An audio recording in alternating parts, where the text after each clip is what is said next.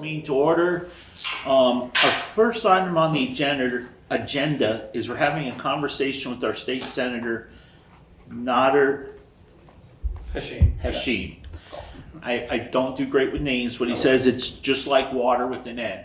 So, sir, I appreciate you coming. Yeah, absolutely. And if people that don't know, Nader serves on the Senate. Well, senators have two committees, and one of your committees is education. Correct. And we're an education board, so we thought it'd be great to have you.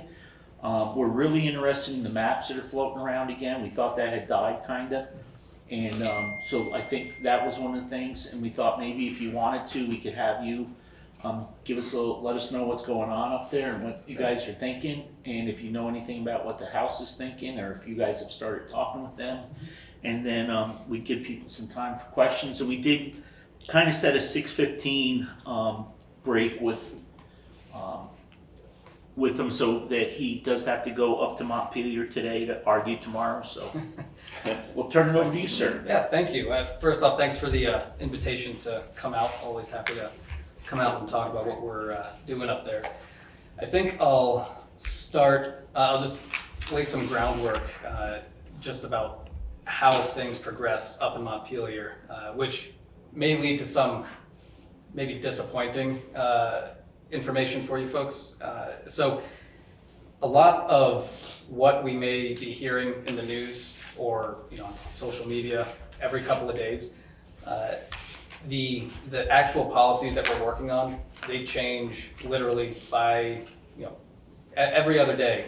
Somebody is taking something out or putting something back in, and so I tend to, unless something is about to pass, I tend to shy away from giving you definitive policies, because next week they could be something totally different, and I don't want to give folks wrong information, or I just don't want to give folks wrong information. I'm happy to take deeper dives into the bill that we have in front of us in the Senate Education Committee. I brought it with me today. It's 32 pages, and I'm also happy to share that with you, but with the caveat that the policies that you see in this legislation are definitely subject to change within a few days, if not sooner. So in regards to the maps, the Senate and the House are taking two different approaches. Right now we're in the second phase of Act 73, and the expectation is that maps and boundaries will be developed that essentially shrink the supervisory unions and the school districts essentially to half the size that we have. So basically we would go to 12 supervisory unions, and the goal is to go to 48 school districts. The Senate proposal at the moment is to have 2 years of voluntary mergers, and then at the end of the 2 years, the Agency of Education with the State Board of Education would collaborate to identify what districts will be involuntarily merged. And there are a number of factors that have been laid out that are essentially just suggestions for them to take into consideration. I'm not a huge fan of that approach. I don't think that forced mergers are a good way to go about doing things. A lot of the data and the research that has been done shows that forced mergers, they don't lead to savings, and they don't lead to increased efficiencies for an improvement for students. The only study that I could find was in Philadelphia, where they combined, I believe it was 6 school districts into 4, and they have a population of around 400,000 people in one city, so not comparable to Vermont. The other studies that I looked at more rural states, and tended to show that the biggest negative impact was on teachers, followed by students, when districts were involuntarily merged. And so that's what the Senate is working on right now. The House, they just voted out their bill. And the way it works is their bill is going to go through their money committees and should show up in the Senate in about 2 weeks. But in the meantime, we still keep an eye on what they're doing the same way they keep an eye on what we're doing. And their approach is as far as I'm aware at the moment. We haven't gotten a walkthrough on their bill or anything like that, but the overview that I've gotten is that they're not going to have forced mergers, but rather they're going to take this new approach of what's known as BOCES in other states, which are boards of collaborative education, boards of collaborative education services. And it's almost like different districts coming together to form this larger, it's not quite a supervisory union, but it allows for cost sharing of different private services between school districts so that the cost of different services is spread out among multiple districts. And they're taking the approach that the redistricting task force suggested. And one of the frustrating things about being in the legislature is, we'll spend days and days working on bills and we'll say, all right, this is way too complicated for us to work on during the session. We have to create this task force that has actual professionals on it who will do the research. They'll meet multiple times over the summer and the fall, then they'll come back with these big reports, and then we can follow what the reports say. And we did that with Act 73 a year ago, and the redistricting task force worked very hard. They issued a number of well-researched, lengthy reports, and now I'm getting close to venting, but the Senate is not following what the task force put out there, and I'll just I'll leave it at that in terms of my frustration with how we spent money and time creating this task force. They created a pretty solid work product, in my opinion, even though the governor disagrees with it. And their approach was based on what is best for the students, the teachers, the families, and so that's where we're at the moment. I think that I'll pause in a second here, but I'll say that over probably in about 2 weeks or so is when you're really going to start seeing the hopefully the collaboration and cooperation between the Senate and the House. And that's when you'll start seeing what will more likely be the final work product of the second part of Act 73. So I'll pause there and see if there might be any initial questions or, you wanted to talk about the maps too. Yeah, and just a quick comment too, and Bob, our superintendent's up in the upper right there. Mm-hmm. And, Wyndham Central is part of BOCES, and I know they're trying to call it a different name. We had one of the original ones in this corner, and actually some of the legislation was changed because of that for the special education. So we are familiar with it, and I don't know if Bob knows about that, but I'd like to maybe talk a little bit more about that after we get other questions, and I'd like to have Bob have a chance because our experience has been pretty good with it. Yeah. So I think that would be really kind of an interesting topic. Yeah. And so I'll just mention it's hard to describe a map without showing the map. So I'm looking at my phone because I have the map up on my phone. So the current map that covers just about all of Wyndham County, and into Bennington County and Windsor County starts in Wardsboro, and then goes. It includes Dover, Jamaica, Wardsboro, goes all the way up to Cavendish and Springfield, and then obviously down to Vernon. And that is available on our legislative page. The page can be a little complicated to navigate, so I'll just make it easy. If anybody has questions about how to get to the maps or any of the draft bills, just send me an email and I'm happy to send you the links and show you where on the website you can find all of that information.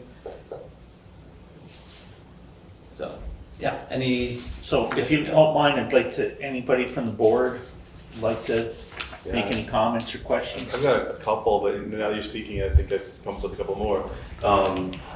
First of all, thank you for serving on this committee. I can only imagine the difficulty and I think it's changed all the time. And you mentioned that the BOCES and the, I guess, CISA, yeah, they're applying them now. it kind of struck me, you know, with the overview that the House is planning to have for some of these districts, that there are some and you mentioned cost savings through larger. It's kind of similar to SUs in that respect. And one of the things this board voted on was that we were encouraging, we wanted to remain in an SU because it kind of fits what we're doing as a district with school choice and some other things that we do, and maintain local control overall board. So, and I appreciate the Senate map having that for our, I believe still has that for our district. Yeah. So I appreciate that. I was wondering, you know, how do you, and also I know Act 73 also recommended at least one of the maps that to also include an SU when the task force, but they weren't able to do that at the time. But do you see any similarities between I know CISA's assesses CISA's either one or NSU? Do you see any similarity between those two formats? And is that one of the reasons why you added SUs into the maps? I do see some similarities. I think from what I've come to understand, the bigger challenge with the SUs is that it's more challenging to share costs between different districts.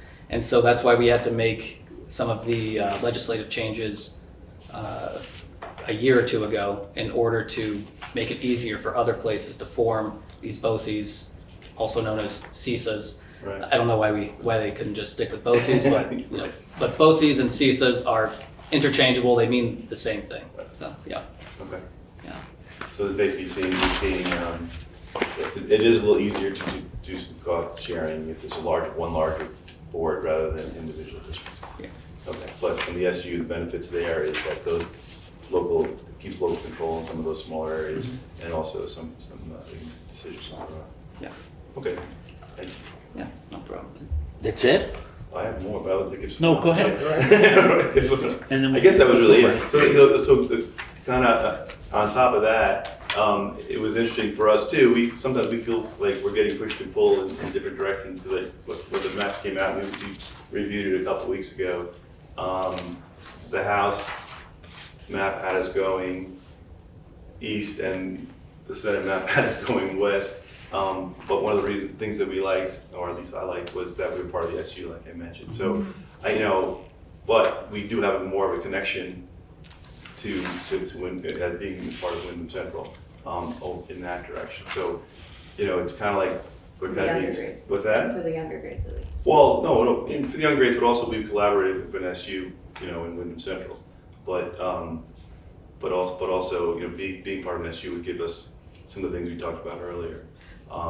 So anyway, I just wanted to kind of point that out and maybe just ask what was some of the thinking from the Senate's point of view of putting us in that district, going with BRSU and some of those areas, or was it just because of I don't want to answer your question for you, but but was it maybe because to recognize that we have school choice in our area and to honor that as well? Yeah. So the Senate map does try to preserve school choice. I know that's important for this area, but I also know it's a hotly contested issue in other parts of the area. I'll just come out and say, my opinion is that school choice is useful. I don't think that it's a one size fits all for every single SU, but I do think that there are definitely places where it's needed and it's beneficial. And I think that, when I think there can be problems when the legislature tries to just create a binary instead of looking at things with a fine-tooth comb and looking at the needs of each individual district, or if there's a lack of access for a certain district or SU, and so that's why I think that local control is also one of the most important pieces, because I for example, I can't possibly speak to what the needs are in the Northeast Kingdom. I've been there twice. I wouldn't be able to find the schools if I tried. So it doesn't make sense for legislators who may not have an in-depth understanding of the geography, the literal geography, and the needs in different districts. So I think I'm kind of rambling now, but on that Makes same sense. topic. So, yeah. Also, if I could just add, while I know there's folks on there, I am going to be sticking around, so I can also hear public comment as well. And my question for the board, not to put you guys on the spot, but if you had to pick which SU you would be a part of, would you prefer being in the Wyndham? Would you prefer being in the Southeast SU or the Southwest? They're both SUs? They're both considered? In the Senate map, there's two. There's the Southeast and then the Southwest. Yeah. We would like to, Well, we'd like to maintain school choice, so are they both? I guess it depends on what it looks We like. need to see a map to answer that question. Yes. Yeah. Like essentially, but if you look at the data from what our students have been doing historically in the last 5 years or so, a lot of our secondary students who use school choice from grade 7 to 12 have been going over, I think a large percentage go to BBA over in Manchester. We also have a percentage that go down to Brattleboro. And we have, our students, we've got a really diverse population. And like part of the equation too is also the parents. Like, where are the parents working out of? What works? Because like, that's a factor that I think a lot of people don't understand is what it's like to be a working parent for a school age child in a community in which you're going to have to drive. You have work obligations, you have obligations to the kids and all of that. So I think that's like a piece that people really need to be aware of is like not that, and that it goes to what you were saying about school choice, but there is no one size fits all. And our community, like the data of what our students are doing, like it kind of shows that like not every student follows the same path.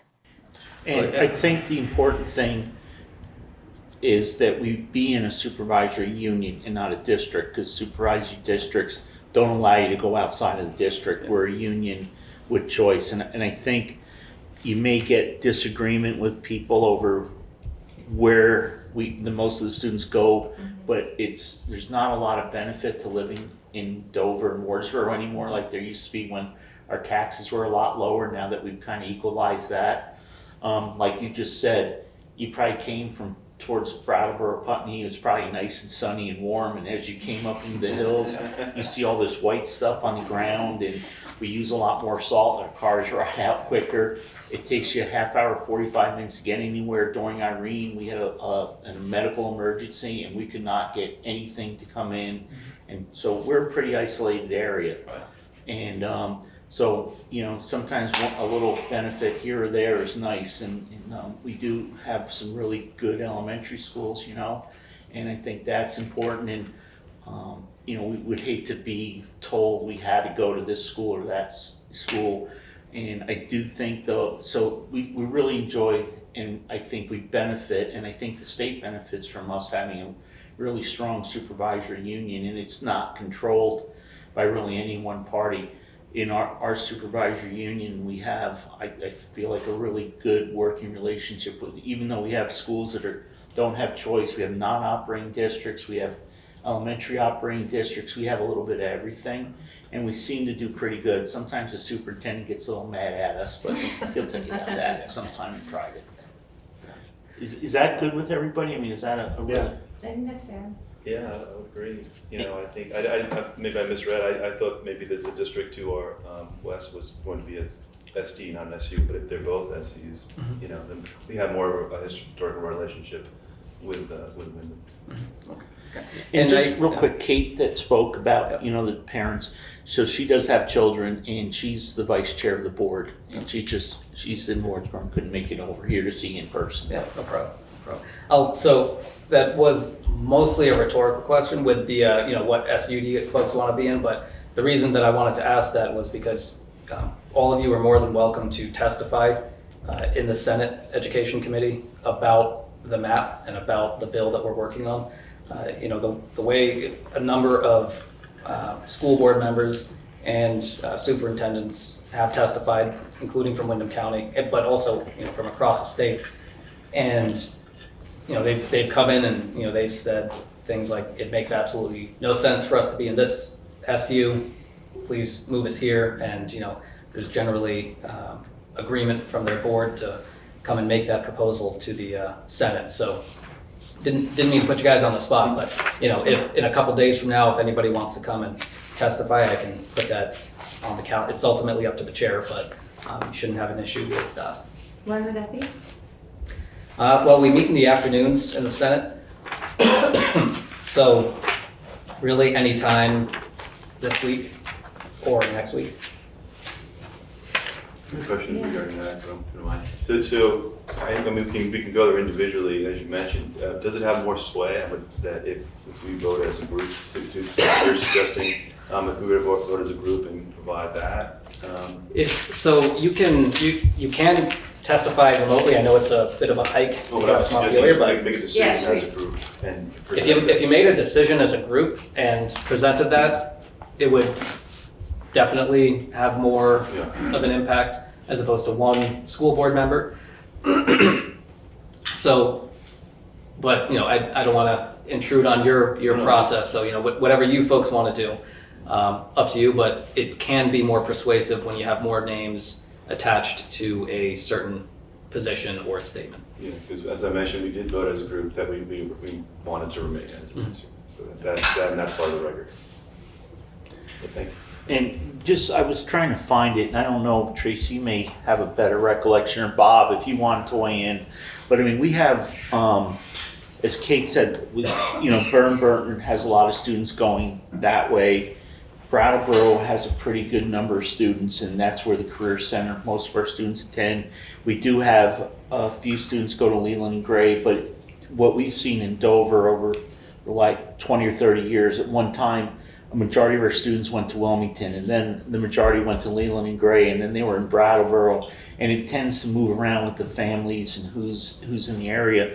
But we also, besides the three public high schools, Brattleboro, Twin Valley, and Leland and Gray, and Burton the Academy, we probably have another 15 to 20% maybe going to a couple here, a couple there. Middle school creates, Burton doesn't have a middle school, so we have some that go to different middle schools that may go to Burton. So we're kind of all over the place, and I think that's a real plus. Pardon? Nothing. Oh, Sorry. I think it's a plus because, I know of families, and it's really difficult, have sent their secondary students to different high schools because there were different draws to the high school that fit that child better. If it fits better, it's going to be hopefully more successful. But I know that's not something everybody has either. But again, I think there's some trade-offs by living up here. You may get school choice, but you don't get a lot of other stuff unless you love to ski and you love snow. Yeah, there's that. 8 months a year. Dwight, are you good for a little bit? Thank you. Meredith, anything else? How much are they taking into account all of the, public testimony that people did throughout the, redistricting task force meetings? Because it seemed like 90 to 95% of the people that were there to advocate for school choice. And it kind of felt like it was great, but it also kind of felt like it didn't matter a little bit. And I'm not sure if I was how I was reading that, but Yeah, I can't speak to how the redistricting task force chose to take that into consideration. Just for the record, I wasn't on the redistricting task Right. force. Senator Harrison, though, she was on it, and that may be a good question for her. How a committee takes testimony into consideration is really based on the individual approaches of each person on that committee. So I'm sorry, I don't have as much of a substantive answer for you on that regard as to whether or not or how much they took into consideration that particular piece. oh, they can't hear you. Who can't hear? Oh, we can hear. Oh, I just had someone say they couldn't hear. It may be their own computer. Oh, okay. I think it's this. Sorry. Oh, pardon? If you can't hear, let me know. Well, Another one if- let's just run if it around. goes around. Kate, Okay. Meredith, are you all Kate, set? go. Yeah, for, You sure? Look, yeah, okay. anything a minute. Eli? No, I think everything that I was gonna say has been said.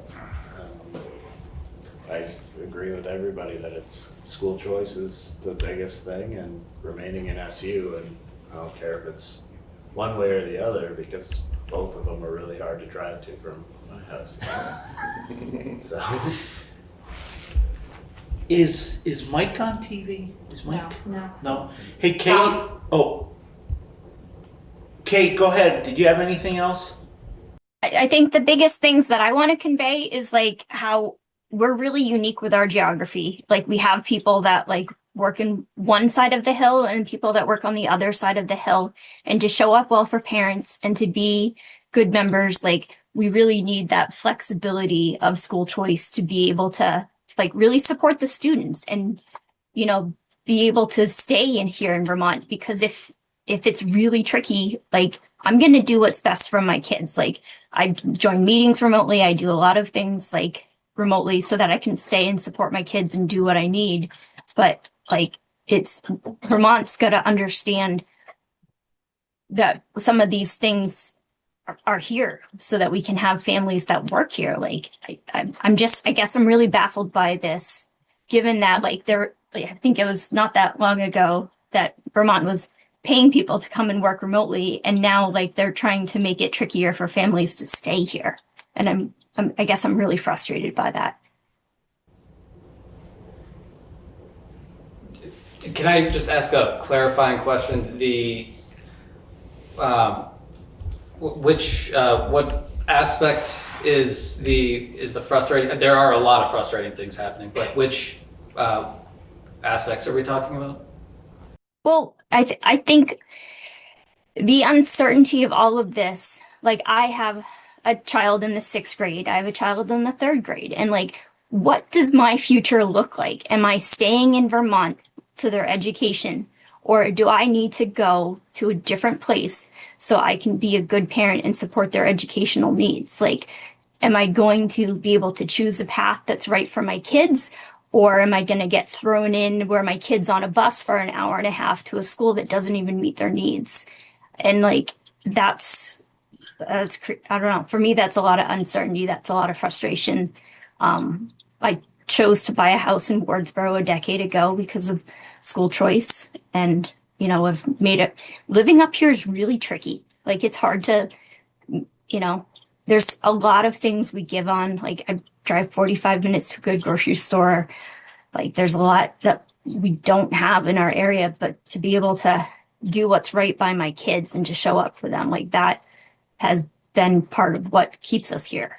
Yeah, now I'm tracking. I agree with that 100%. It's the uncertainty of all of this is indeed very frustrating. There was another principal, I won't say specifically where, who was in Windham County, but you know they were talking about how they were trying to hire teachers, and there were some teachers who were going through the hiring process and making it through some of the initial steps, and seemed like likely candidates to get a position, and then they started doing more research as to what's going on in Vermont, and is that really where they want to go and settle down for a while and start a new career? Then they look at Act 73 and they see all the uncertainty in the air, and some of them withdrew their applications, and that's not something that we want. So your frustration is well taken, but also your point earlier about the geography with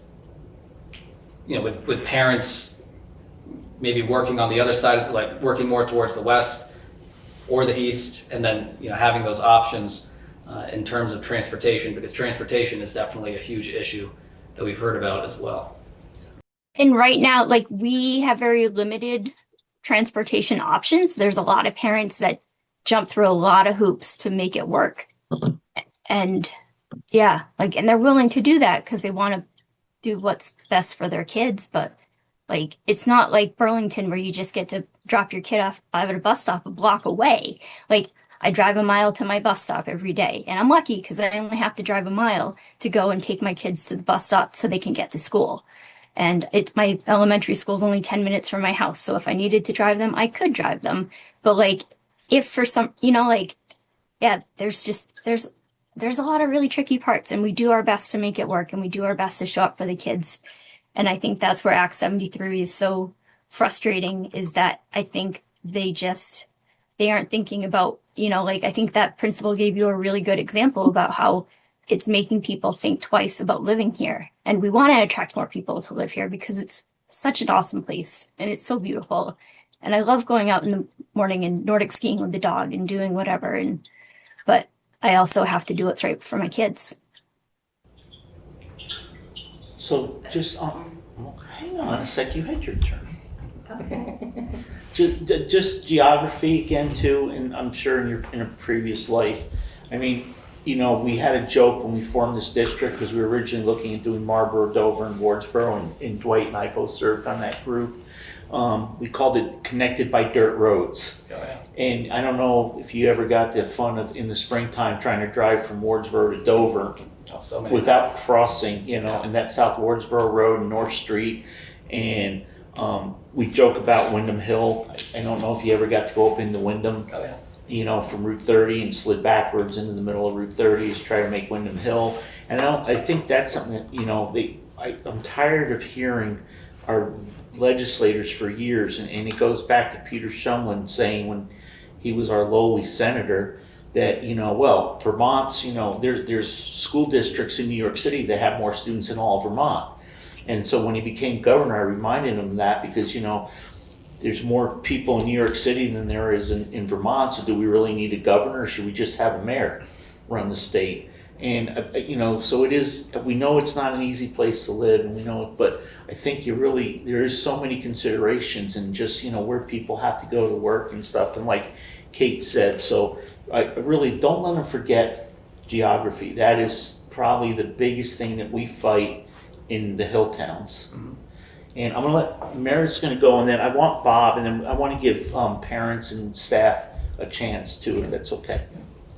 I guess my other question is, what is the ultimate goal of this whole project? Because it seems like originally it was motivated by saving money, and I feel like that's never part of the conversation, and I don't know a lot of data that's come out. I mean, I feel like you have to make the maps and then do the reports and get the data, and that's like 3 steps out, and we're not even there yet. So what do you guys talk about? What does the governor say? Because I know that this is his project basically, and what's the end goal? Yeah, so the origin of all of this was the sticker shock when we had the significant tax increase a few years ago, and the governor made it very clear that his number one priority was reforming education. And I came into the legislature basically at the tail end of Act 46, and this feels like a repeat of Act 46, and it also feels like that initial sticker shock. Instead of peeling back several layers of the onion to get to the deeper causes for why things are getting more and more expensive, it was just the first layer, and the thought was, all right, let's consolidate, and maybe that will save money. That's Seems like a big project to maybe do. Yeah, I mean, it's impossible to know how much, if any, money will be saved by forcing consolidation. There's also the other component that gets presented to us, that having larger districts will increase efficiency and improve student performance. That's the other part of it, because, well, I'll just say that's what gets proposed to us as one of the goals of this when we From hear the from administration? the Agency of Education. Yes, Okay. the idea being that if you have a larger SU, you'll be able to share resources more easily between the districts. And that would lead to improved student performance. That's what we're told. So Ask for the proof. that's what I ask for oftentimes.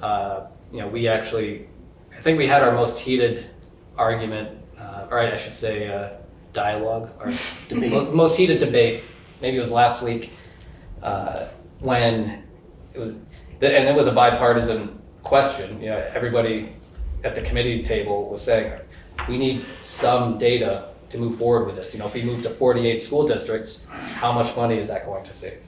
If we go to 12 SUs, how much money is that going to save? And then there is, of course, in my opinion, the more important question of how is this going to impact the students and their families and the teachers? Because if let's say we consolidate districts and maybe it saves a little bit of money because there are a few less superintendents and a few less principals, you're still dealing with increased health insurance costs, you're still dealing with increased fuel costs and increasing private contractor costs. So the money that may be saved from consolidated districts, as far as I'm aware, will not offset the increasing costs of all those other factors that I just described. Or the students that will leave. Pardon me? Or the families that will leave as well.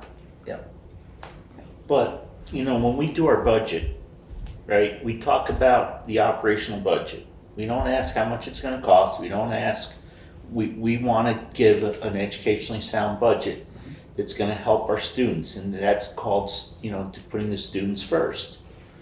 I mean, the more important question I think you guys should be asking, you folks, I shouldn't say guys, but the legislature should be asking is this going to increase student performance? What have we seen? What increases in student performance have we seen since Act 46? Is there increases in those schools that combined? Is there increases, or is there decreases? In education, what gets a little frustrating is we use a testing process for a little bit, and then it's kind of good, but then we either say, oh, things are way off, we need to recalibrate, or we go to a different testing thing. And I always kind of thought in the back of my mind, we're doing that just so we can say, well, this is a new testing thing, so we can have 5 or 6 years. If we don't get the results we like, we'll find a different testing source that may give us the results we like. But what is it doing for the students? And remember, if you don't have a student reading by 4th or 5th grade, you're going to spend so much money on that child with special education. When we concentrated on having our students be at grade level for reading by instituting a full-time a preschool, a full-time kindergarten, single grades in 1st, 2nd, 3rd, and 4th, and we had all our students reading at grade level, our special ed costs almost they did go away for a period of time. We didn't have any. We play with something for 4 or 5 or 6 years. How long ago was Act 46? If we haven't increased those test scores and the number of students reading and saved money in special education and other expenses, we haven't put the student first. All we're doing is we're trying to rearrange the decks on the chairs on the decks of the Titanic as it's going down, because maybe that'll help. Maybe if we put a few more chairs this way, ship will right itself for another 30 seconds. And I mean, I think if we're not looking at results and student results in any of these states that combined grades or combined schools or combined SUs, I think it's a real disservice to the people of Vermont. But my thought, can I go to Tracy? Yes, Wardsboro and Bob. Sorry, Francesca. what? Francesca. Francesca. I can't see that far, and then I'm going to start calling him Levi now. It's okay. Go ahead, You guys guys. covered. So, do you have anything, Tracy? I don't. I just appreciate you coming down and giving us some information. It's nice to hear it right from the source. So I appreciate that. I don't have any questions, but I appreciate your candor. Coming into the lion's den. Huh? Yeah. Francesca, you have anything? Not really. I just want to reiterate, the difficulty in hiring and keeping staff in a climate where our landscape is so uncertain. and attracting families. You know, it's definitely a systemic issue. But don't forget too, trying to find staff who can find a place to live locally. Yeah, that's part of the problem. It's very expensive to live in Vermont. The costs are super high. How many people in Twin Valley didn't take jobs because they couldn't find a place to live, even in a bigger area too, so. Yep. But no, I appreciate some intel from up north. Hey, Bob, Yep. I want to thank Nader for coming too, and I also want to say thank you for not giving me a ticket that time you pulled me over. well, that's why he's not gonna ask you the hard question. That's why I'm not in person. You're welcome, man. No, I wanted to say a couple things. I think the housing piece is certainly a huge problem, and this got nothing to do with Act 73, but it is a systemic issue, and it feels to me like the governor is certainly weaponizing education as the issue, and I don't even know if that's one of the major issues facing our state right now. Our economy needs to have more opportunities for work that's going to pay people well enough to afford houses. The housing needs to be more affordable. So those things are part of it. But yeah, we had both Jamaica and Wyndham schools close, and yes, they were small, but they closed not because the townspeople really wanted to close them, but because we couldn't staff them. We couldn't find people to come up and work those small buildings. So that was really the main lever there. Marlboro is a different story, of course. Just want to say a couple things about SUs. Having a larger SU and maintaining a bunch of smaller districts still within that SU, or even with some consolidation. The idea that you're going to have fewer superintendents as a result is a fine idea, but the challenge is that the bigger the geographic area, the more administration, the more you're going to still need, if you want properly supervised principals, you need to be out there in the schools. And one superintendent, I'm going to spend all day tomorrow visiting my principals. I'm going to still not get to one of them. So to be able to have someone who's in a much larger geographic area because you've merged SUs together you're not going to be able to do it as a superintendent. You're going to have assistant supers or other people. So you're creating a different level of a layer of bureaucracy, if you will, to do that. And that's not going to drive costs down. Forced mergers are also not going to drive costs down because you have to, if you're going to force mergers, you're going to have contracts come into line, and the Superintendent Association, we talk about this a lot, that there's no way that people are going to have those contracts go to the lower common denominator. They're going to go to the higher one. And so you're going to have an increased cost just in those negotiations for staff.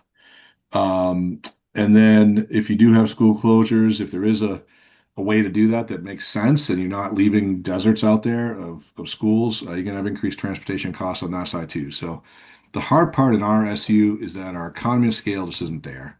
We have schools that are small.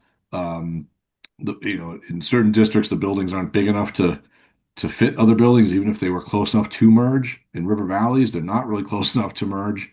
So you have these dynamics. But yeah, the rural nature of this and the geography of this is really a really challenging situation. And so, yeah, I guess I'm not coming with an answer. I'm just pointing out more of the problems. But I still believe that education funding is not, and education governance is not really the biggest problem we're facing in our state. And we talk about healthcare as number one or two in the nation for healthcare costs.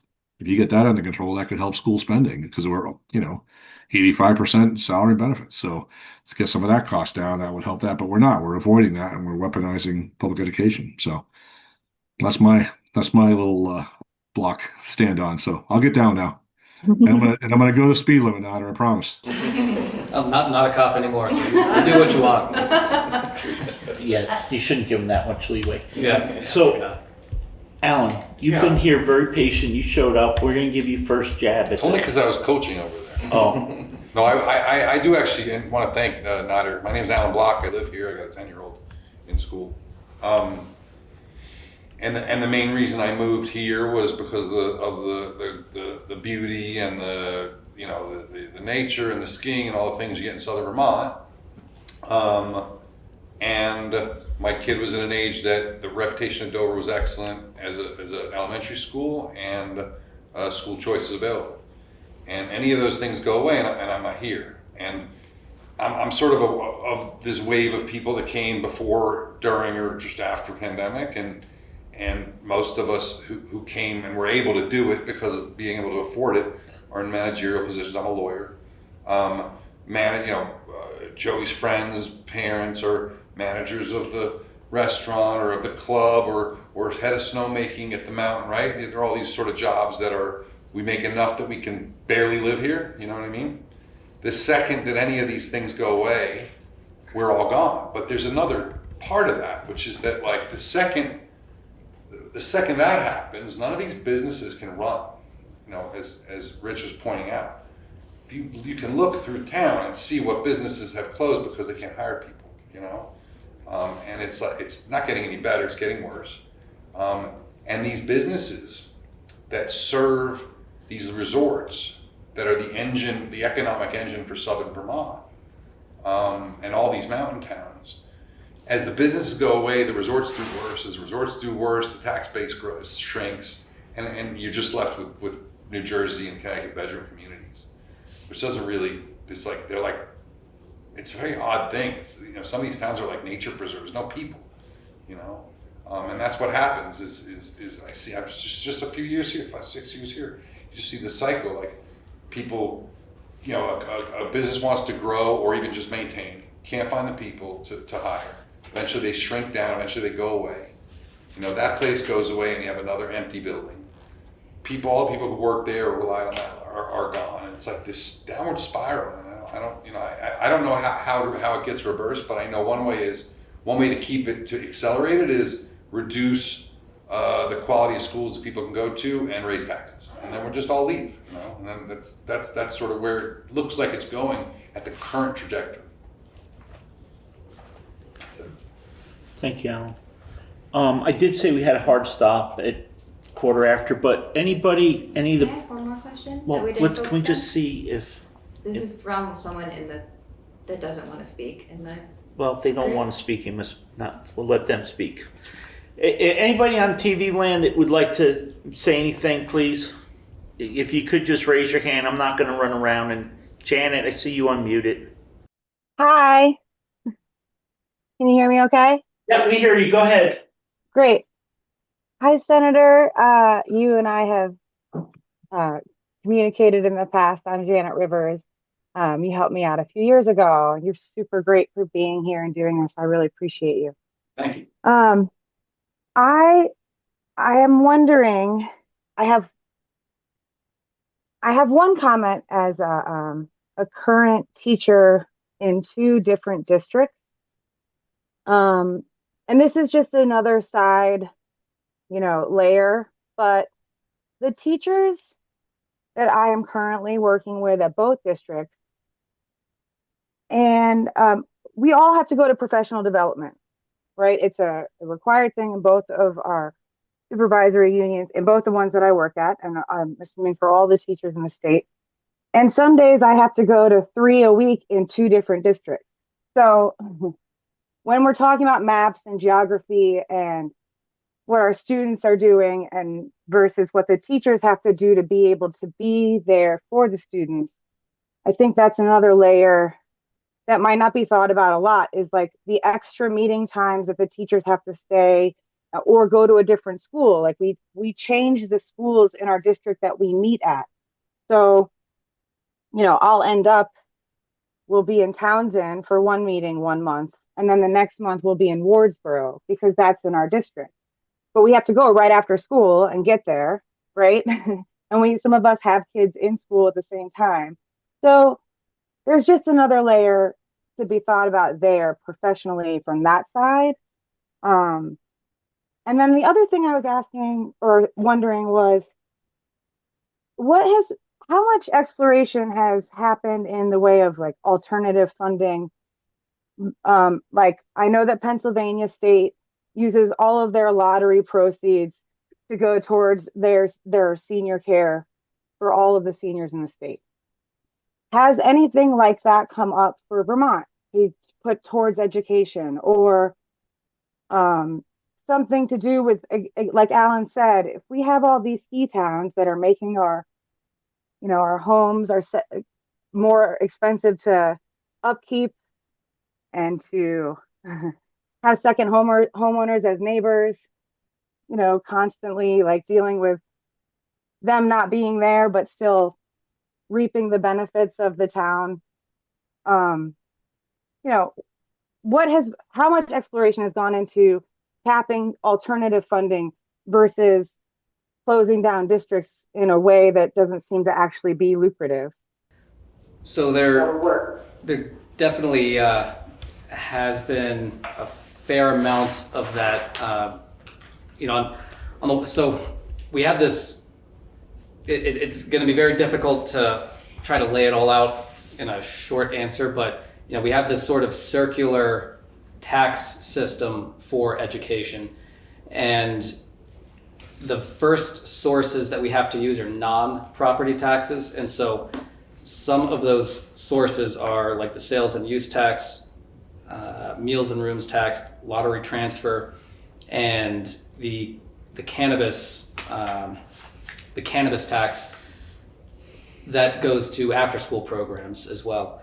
So not directly to schools necessarily, but to after-school programs. So it does affect education.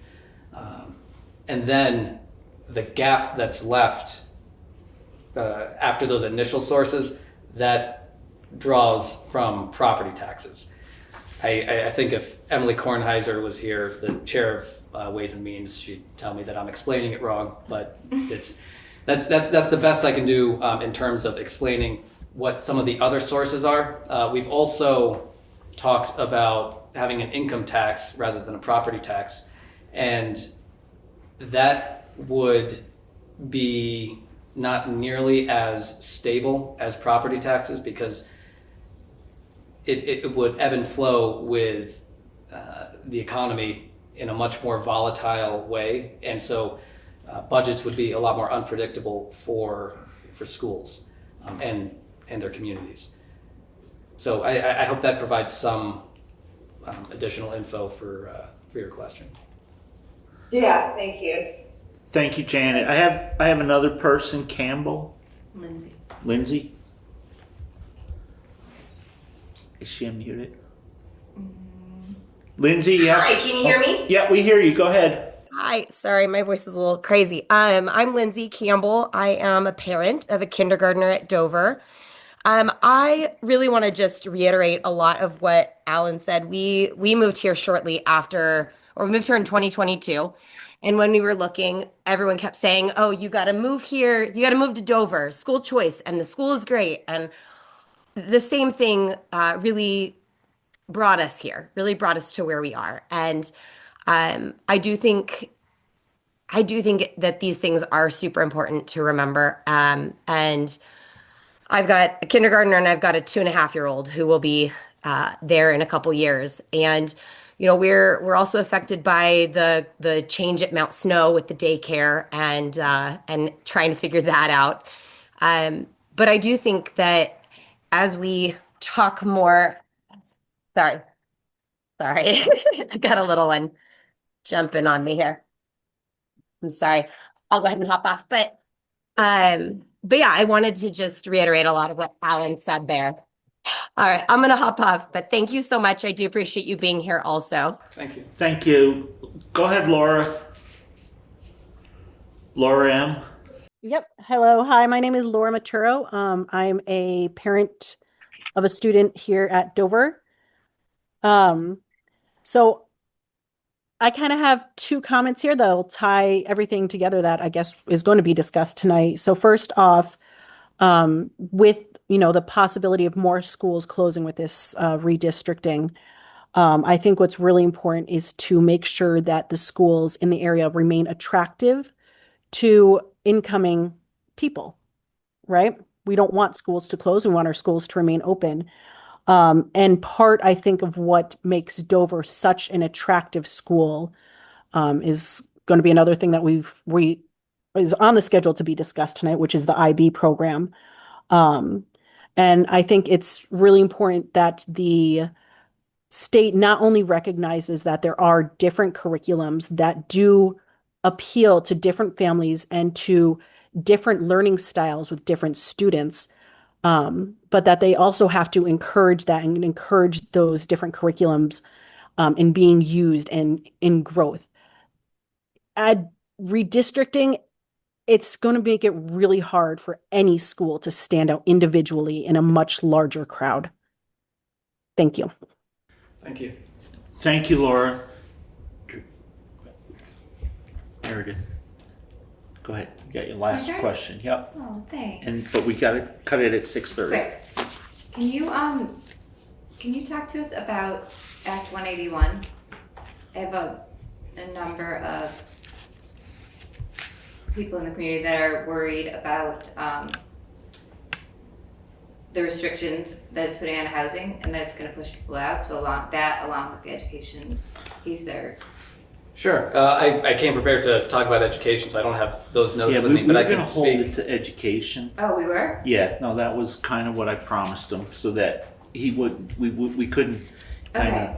I'll send you an email then about that, and maybe I can get some more information from you. Sure. Okay. If it's, can I just briefly respond if that's? No, yeah, it's okay. just, I just Yeah. didn't want to Yeah, have no, somebody sorry, bring I up did not something know that you that. weren't No worries. aware I of. just don't have my notes, so I don't have detailed information. Act 181, there are definitely concerns in there. It does expand the ability to build more housing in places like Brattleboro or Bennington, where the Act 250 exemptions are removed. The issues with the Tier 3 and the road rule, almost everybody is acknowledging there are issues and it needs to be delayed, if not repealed entirely. I supported delaying the Tier 3 and delaying the road rule. But I'll say that with Tier 3, the plan, well, what people are seeing on these draft maps, they're just drafts. The idea is to not prohibit development in certain areas, but what the next iteration of the drafts are going to, in theory, focus on are specific waterways and mountain ridges as being areas where if you want to develop, you're going to have to go through the permitting process. But if Tier 3 even survives in the House, then it's going to be a moot issue anyways. But yeah. Thank you. Yeah. I'll send you more through email. Sure. Yeah, and just because there's so many different Definitely, things, and yeah. I just wanted agree. to not like make it look like we just set them up to get ambushed. Oh no, it's Because they may never come That's back. what we said. Not in public. I really appreciate it. If there's any parting words, and then if you can hang out, Yeah. if you want to hang out for a little bit, you're more than welcome. Sure. I might have to scoot out after this, but I will. Well, are you going to be having public comment Yeah, on? we'll skip over to public comment so that if anybody has anything to say you Okay. want to hear. Yeah, I'll stick around for the public comment just so I can make sure to hear other folks too. I'll just say again, what I mentioned at the beginning, which is that a lot of this is not set in stone with Act 73.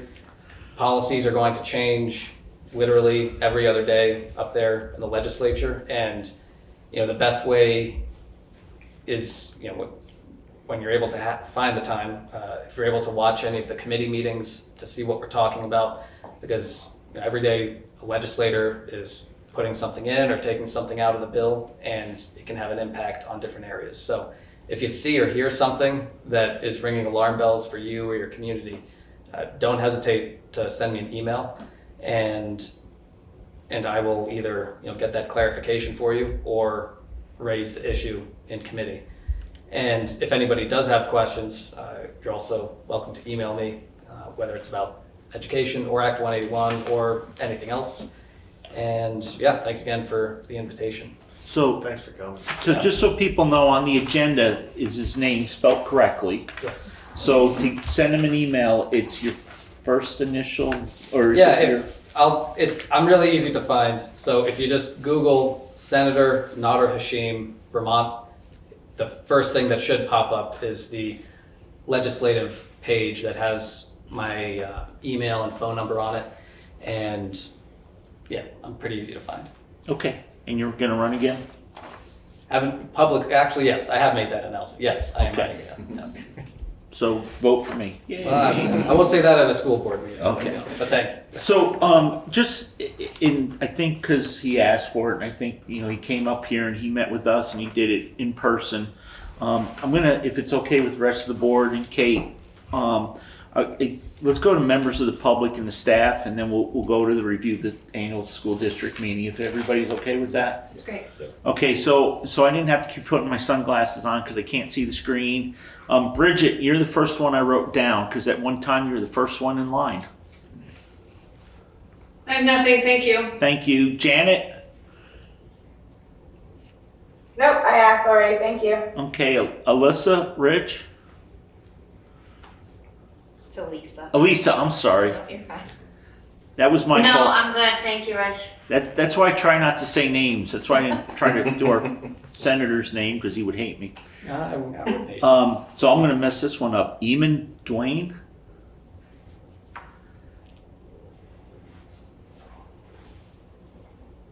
Eamon? Tracy nodded her head, so I think I got it close. Anne Marie Scott, we'll come back to you, sir, if you unmute. I'm all set, thank you. Thank you. And Amanda Georgeson? Yep, just here to listen. Thank you. Thank you. Lindsay Campbell? Yes. Lindsay Campbell? If the kids stop crawling on you? Okay. Thank you. Becca Green? I'm all set, but I would definitely be interested on more of the Act 181 because it certainly does, they go hand in hand. Education definitely goes with housing, and some of our properties that are being potentially squeezed into limitations. It's scary for all of us that live here that have older kids, potentially even scarier for families moving in here with younger kids that have a longer time in the school system. So yeah, that's my 2 cents. Nader, what's your second committee? In the morning, I chaired the Judiciary Committee. Okay, because isn't that 181's in natural resources, right? Yes. Yeah.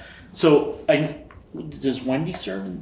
Does Wendy have any closer? Wendy is on transportation and institutions, but she was in economic development the previous biennium, which did work on Act 181. So she does have more of the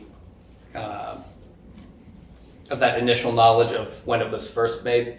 Okay. So she's pretty knowledgeable on it. And I also know, Becca, that Laura Sibilia, our representative, is putting a lot of time and effort too. So make sure you hit her up. And anybody that is concerned about 181, Laura's put a lot of time and effort into that. She's really leading the charge on the House side. And then send both our senators. Remember, there's less senators, so they have more of an impact. But thank you. Valerie Bills. I'm just here to listen, thank you. Okay, Heidi, I'm sure you're here to talk about budget stuff, but did you have anything for our senator or anything for us? Or No, not at this time, thanks. okay, Carla? Oh wow, they are going in order. I am all set, thank you. Thank you, Carla. Kate Gallagher? Hi, yes, I'm all set at this time as well. Thank you. Thank you. Dale Sherman? All set. I had a Laura Maturo, but I don't. Oh, she's up top. Laura? I do have a comment on the IB, if you are willing to hear that now. Yeah, go ahead. So I just, as a parent, I have a child who goes to Dover School. And I just wanted to be very clear that Dover School should continue the IB program. My family moved here in part because Dover offered IB. That mattered to us. It made the school stand out. It made Dover attractive. And in small town Vermont, that's not a small thing. That's a pretty significant thing for small town Vermont. My child's neurodivergent. And IB, the program has been incredibly important to her and to the way she learns because of its flexibility in helping her become a better thinker, a better learner, a more confident student. We had her in different schools and we saw how a rigid traditional schooling model impacted her and her ability to learn. And the flexible inquiry-based approach that IB takes was extremely beneficial for her.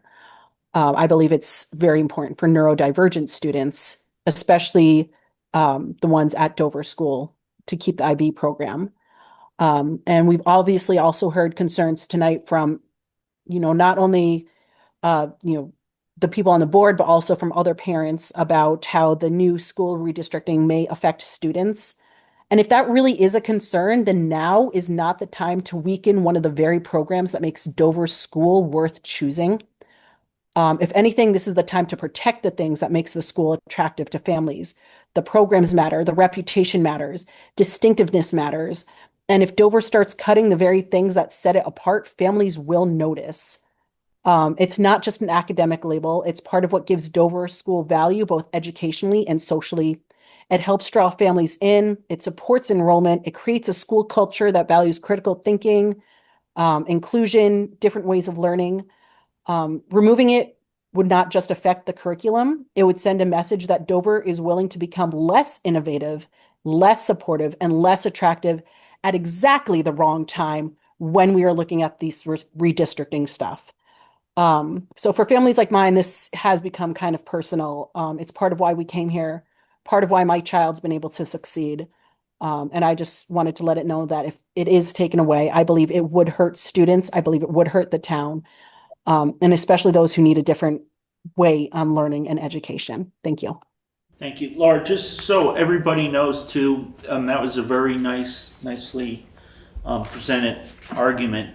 Thank you just know that is going to be discussed at the annual meeting at the end of the month, and it's going to be a vote of the River Valley voters.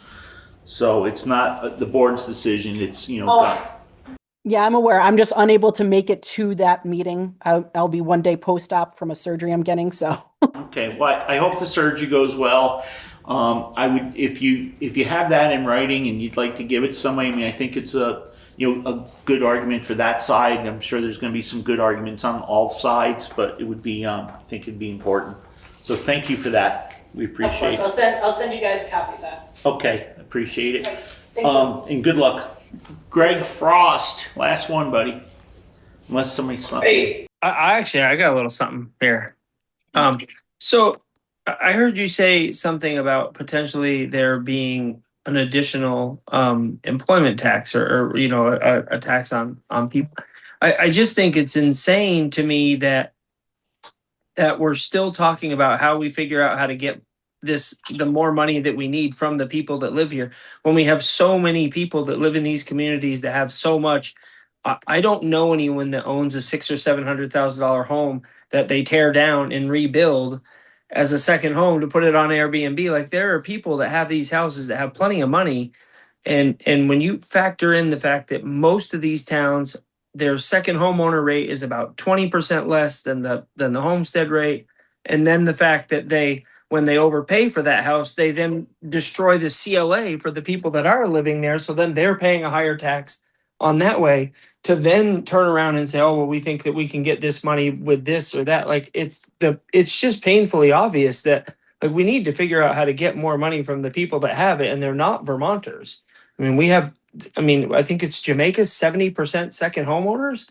That's insane. I mean, there's a whole neighborhood in Wardsboro that, I think pretty much the whole thing you can find on Airbnb on one day or another.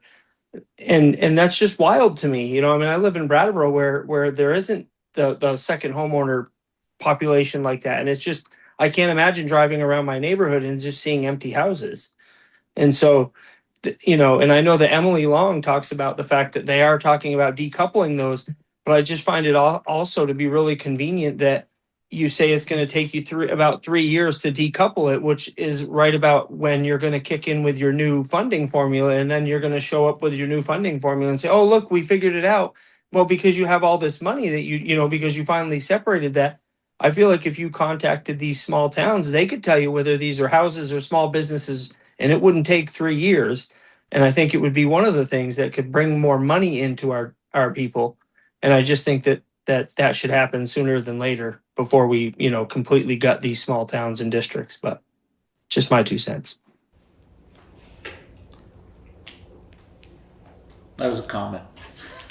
I'm happy to respond if you Oh, want me to. no, but if yeah. you want to just give a thought. Yeah, I'll just, I didn't want to, mess up the norms or the rules for the board sometimes. But anyways, no, your point is well taken. I wasn't sure if maybe I misunderstood something you had mentioned at the beginning regarding a new employment tax. I may have misheard. I wasn't suggesting there are any other new taxes being developed. I was listing some of the sources that we have that are used to fund education that already exist before property taxes start being used. But the point on the second homes, my understanding was that it's supposed to happen sooner than the 3 years.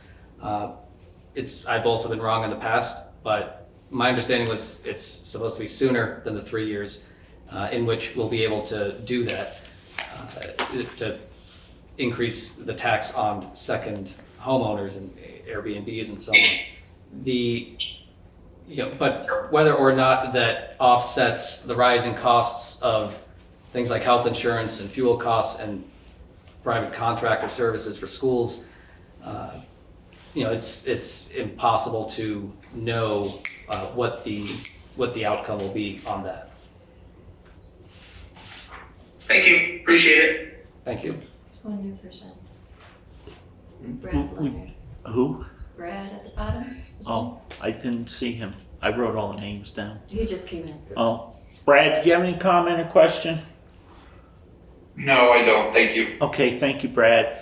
Alan, you had a chance, so. I know, but that was about the first, that was just for Nader. That wasn't about public comment. You opened it up for public comment. Okay, but are you set with, is it? I'm set with Nader, yeah. Okay, give me 1 second, okay? Sure. I'm gonna let you go. Okay. Before. Thanks for having me. No, and we appreciate it, and we're really glad. It's been a long time since we've had a senator to one of our meetings, and I do appreciate you, so thank you for Not a that. problem. Don't Thank you. hesitate to invite me to other things or to other school board meetings. I'm happy to make it either in person or on Zoom, so. Okay. Yeah, thank Can you. we just email you if we want to testify?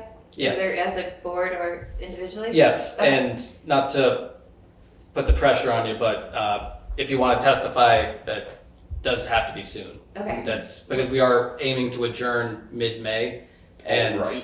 I don't want to, I hate rushing, and so it's best to get folks in sooner rather than later. We'll get in touch with you with the next day or so. Fantastic. Great. Thank you. Thank you. Okay, so, Alan, go ahead, you last one. Yeah, no, I have a comment about, as you guys consider and discuss the article for the IB thing. Yeah. I went back and looked at some of the stuff we got, report cards and assessments when Joey first started here, in 21 or whatever it was, when Matt and Bill Anton were on the show. And I realized that the question is not so much, now obviously it's been on hold, IB's been on hold for a year. But even before that, I realized the question was not so much, should we keep IB or not keep IB? The question is really more detailed than that. The question really is, should we keep IB and rededicate ourselves to actually functioning under IB and running it correctly and working with IB and the coordinators to make sure it's being implemented properly, which it has definitely not been based on what I'm looking at with the last 3 years. And then the alternative is, and if we get rid of IB, should we replace it with STEAM, STEM, something else, rather than just EL and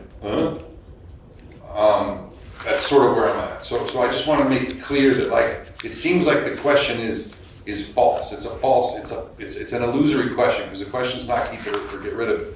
Because to say keep it or get rid of it, nobody said, at least as far as I've been listening and talking to all my friends and their classmates, parents and everything else, nobody is saying, let's get rid of IB and just rest on, EL out of the box and hope for the best.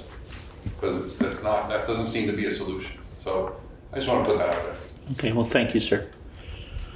Okay, I think we've covered everybody, so if everybody's good, and I'm sorry we're running a little late, but again, it's not often we have one of the senators here, and it's been a long time since we've had a senator that's been in ed.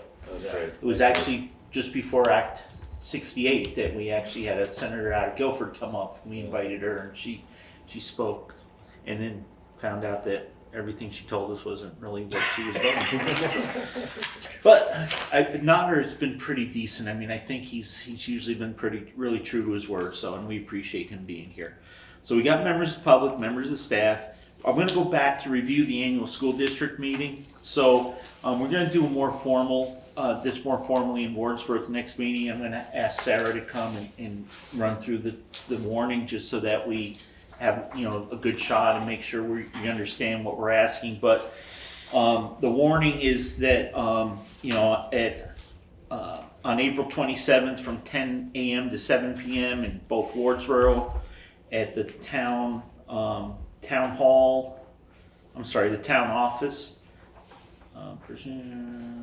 and at the Dover Town Hall, we have an election for 2 school board members, one from Dover and one from Wardsboro, but everybody votes for each one. And on April 28th at 7 p.m.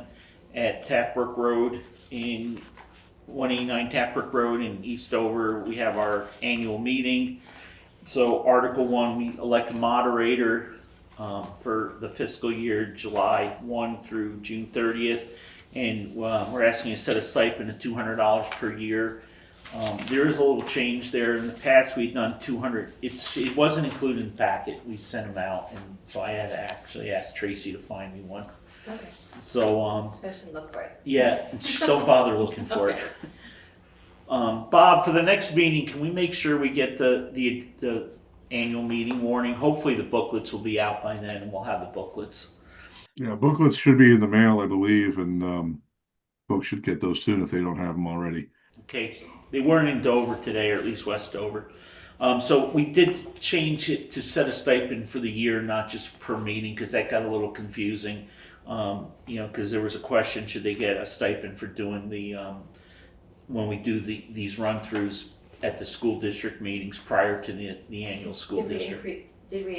We didn't increase it. It used to be $200 per meeting. We really only do one meeting a year, so we did change it, and just for a yearly thing. To elect a clerk and to set a stipend for the clerk, that stipend was reduced at the recommendation of our clerk, because he felt that he wasn't doing as much now as he did in the beginning when we were first setting up the district. There was a lot of paperwork and a lot of we made a lot of changes. We adjusted our articles of agreement, so we did set a stipend of $1,200 instead of the $2,400. And then a few years ago we asked us to set a stipend for the assistant clerk, which is usually the Wardsboro town clerk, because they have to be involved with the election process, and we do have an extra election that we usually don't have because of the way we changed the way we vote for our school board members. Is everybody good with that? Kate, you all set? You guys all good here? Article 3, to elect a treasurer and to set the stipend of $2,400. That hasn't changed at all. Article 4, shall the voters set the annual stipend for school directors at $2,500, the chair at $3,000. That's been the same for several years.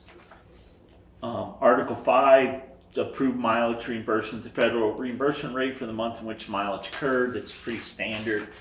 I will check what the rate is. I forgot to today, but we'll have that rate for the annual meeting at the end of the month. Article 6, so the voters approve the school board to move any surplus from the 25-26 budget into the general reserve funds to be reserved for future uses approved by the voters. And we have, we're looking to have somewhat of hopefully a pretty decent surplus again. But we'll have those actual numbers at the annual meeting. They do change. And we'll also know what we had left over from last year, because I believe the audit's been completed.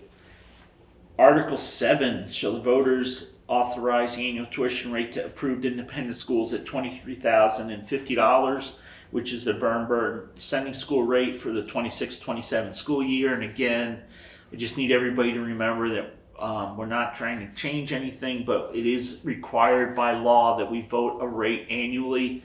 If we don't vote a rate annually, we get the statewide average tuition rate, which is, I think, and we'll have that number at the regular meeting, but it's usually a couple $1,000s less.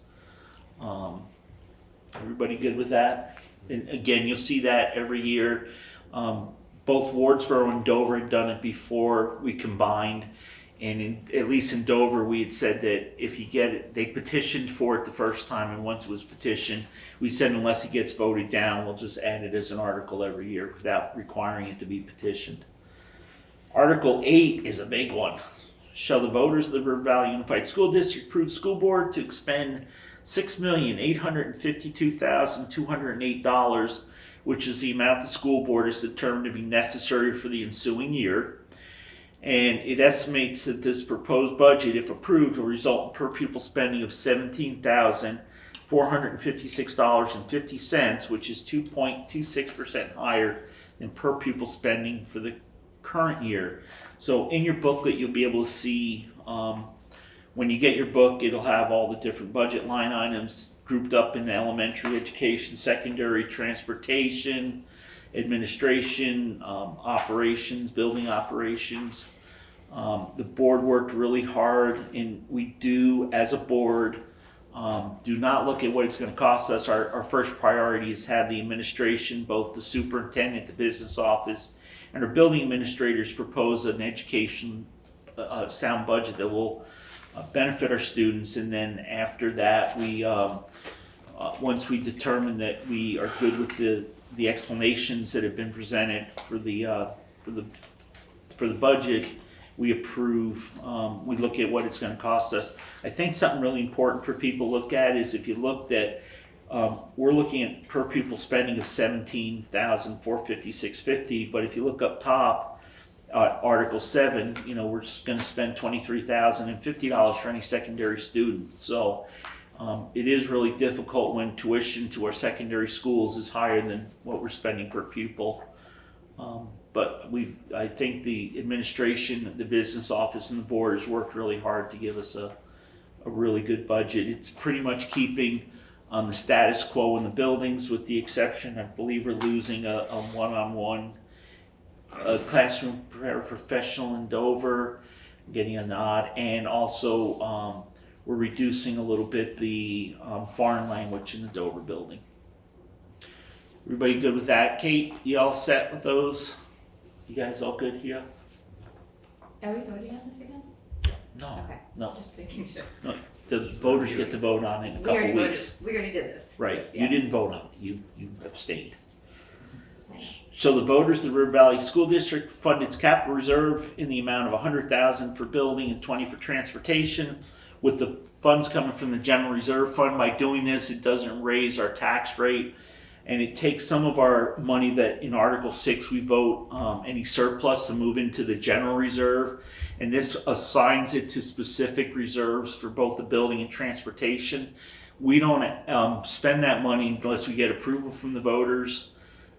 So if we were to have any expenses for that, we would ask you about it beforehand.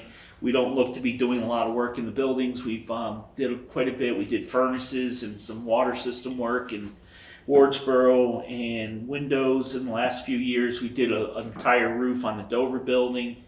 I believe that ended this current budget year. And we also, thanks to Dwight's hard work, we have an Electric Avenue school bus, which hopefully will get fixed someday and be back on the road. So we don't look to be buying anything major for this year, but we are going to put more money into the reserve funds. And then we're also asking for the voters in Article 10 to allow us to withdraw up to $400 or not more than $470,000 from reserves. This is in addition to the $120 we're asking in Article 9, and that's going to be to help offset the homestead tax rate. Even though our overall budget is down a little bit percentages because of the CLA and because of the amount of money, the block grants and the money we get from the state, plus special education money, MTSS funds going down because of the state's formulas, to try to keep the tax rate increase minor. We're recommending we withdraw $470,000, which is a little bit more than we usually do and a little bit more of a percentage. But again, with so many unknowns, we're hoping that the legislature has talked about changing the yield, increasing the yield, and maybe changing some other numbers around. So we may not need to withdraw as much, but by doing this, we're still seeing a slight increase in our taxes, but nowhere near as bad as it could be. Again, one of the issues I've always had with Act 60 and Act 68, you can reduce your budget, your tax rate still goes up, so there's a real disconnect there. Everybody okay with those articles? Those are the hard articles. This one's going to be maybe even a harder article. Article 11, which is the one we just had some comment on by a few of our parents and public. So the voters of the River Valley Unified School District direct the school board to continue offering the IB program Focus in the Dover building.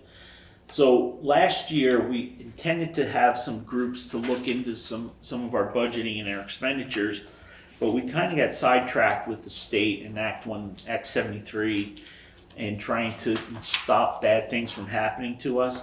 But we did have an IB committee which consisted from the board of Kate from Wardsboro and Meredith. So I'm going to turn this over to you all because I think you've got some explanations and some input on this, and we'll let you guys run with it. I don't know who's. Can you share? Can I share with everyone? Can you let her screen She share? has to attempt to share. Okay. And I can let her. I can do that. Hold on a second. Where's my? Ready? Oops. Okay.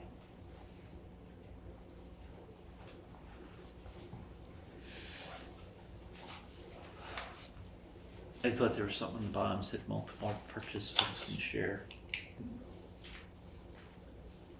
Who's running the meeting? There's a thing on the bottom that says multiple participants. If you go to share screen. Click on that. Send a request, and she'll let you. Oh. Hit that, sure. You should just send a request.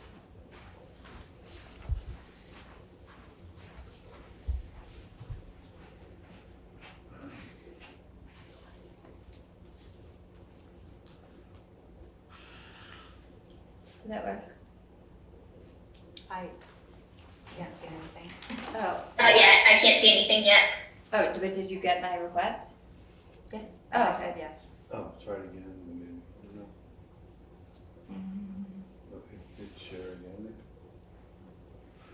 There you go. Oh. Now click on Oh. the one, the what you want to share, the document you want to share, which one of those on the screen in the middle there. Oh, here you go. Did that No, work? no, not there. Sorry, shoot again.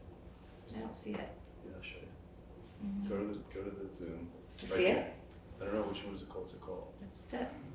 Hmm? It has to be Yeah. open in your computer. Yeah, it's open. Okay. Yeah, go back to the,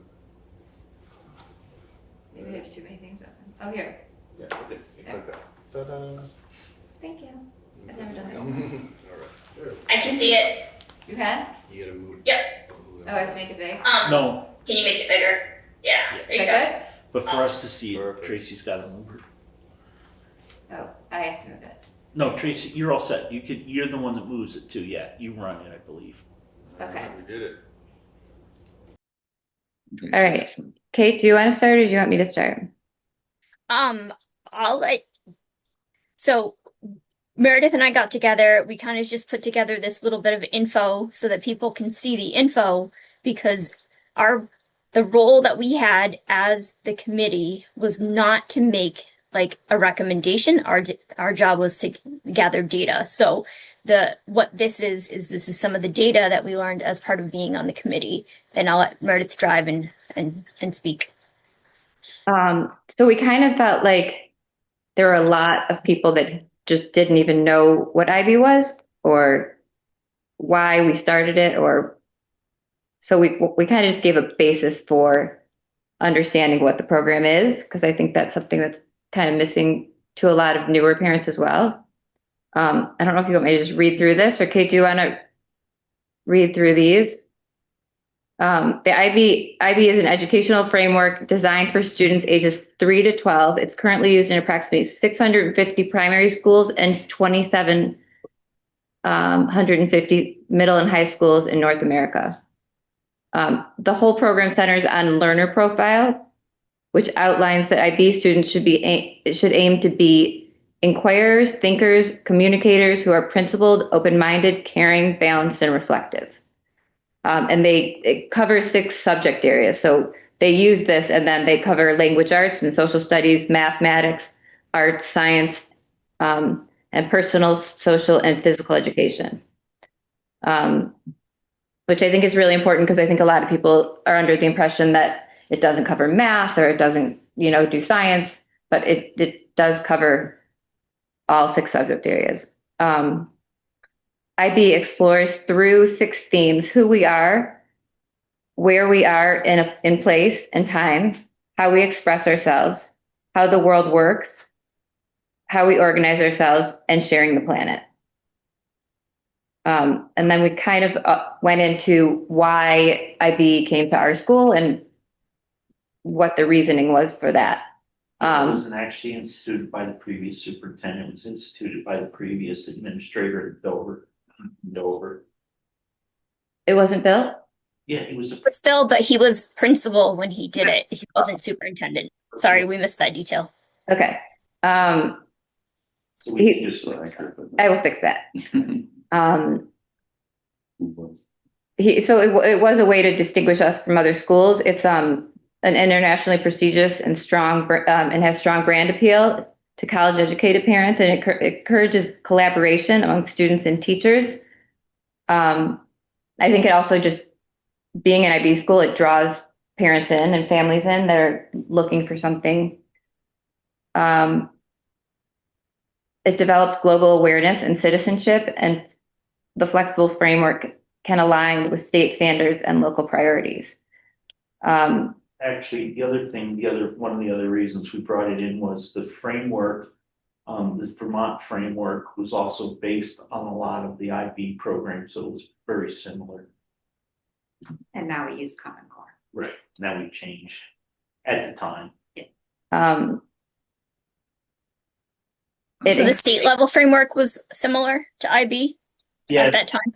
I believe Bill told us when we were going through it that a lot of the Vermont framework, education framework, it was a different time, was based on the IB, framework.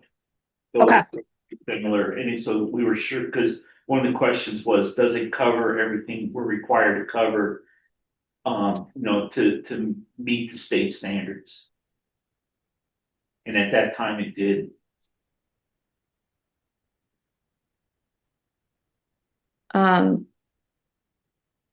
So it encourages learners to take ownership of their learning and feel empowered to make meaningful choices.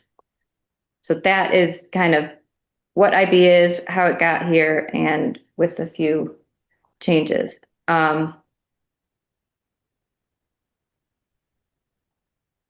We talked a lot about the structure and how teachers kind of what their role is in it, and how it's not a curriculum that it requires a lot more teacher training and ongoing support and programming. So like the current curriculum that they're using right now, the teachers are given more of a framework, and with IB, and I could be misspeaking, so Tracy or somebody, if we are misspeaking, let us know. But the teachers actually have to fill out rubrics and stuff about what they're working on and how it meets the IB standards and things like that. And they have to kind of map it out for every lesson and every day. Is that accurate? IB is a framework where teachers have to use backwards design, very similar to EL. EL is still also a framework. Okay, but is it it's additional work for the teachers to put it into that framework, or it would be? It requires teachers to balance the Common Core standards as well as create a theme of study that falls under one of the transdisciplinary themes. Okay.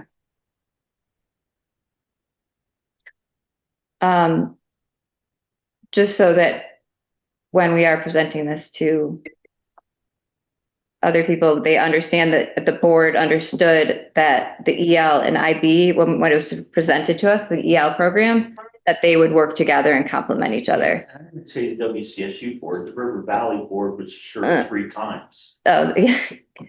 I thought it was the WCSU board that ultimately approved it for the SU, or was it?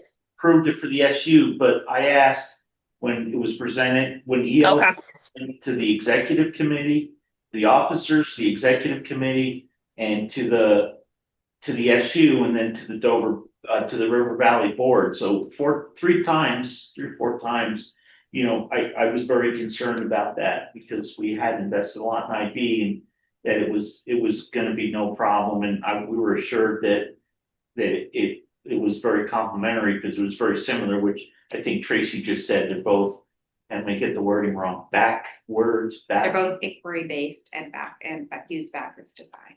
Backwards design. I never heard that term before. I would fit in really good there. I know.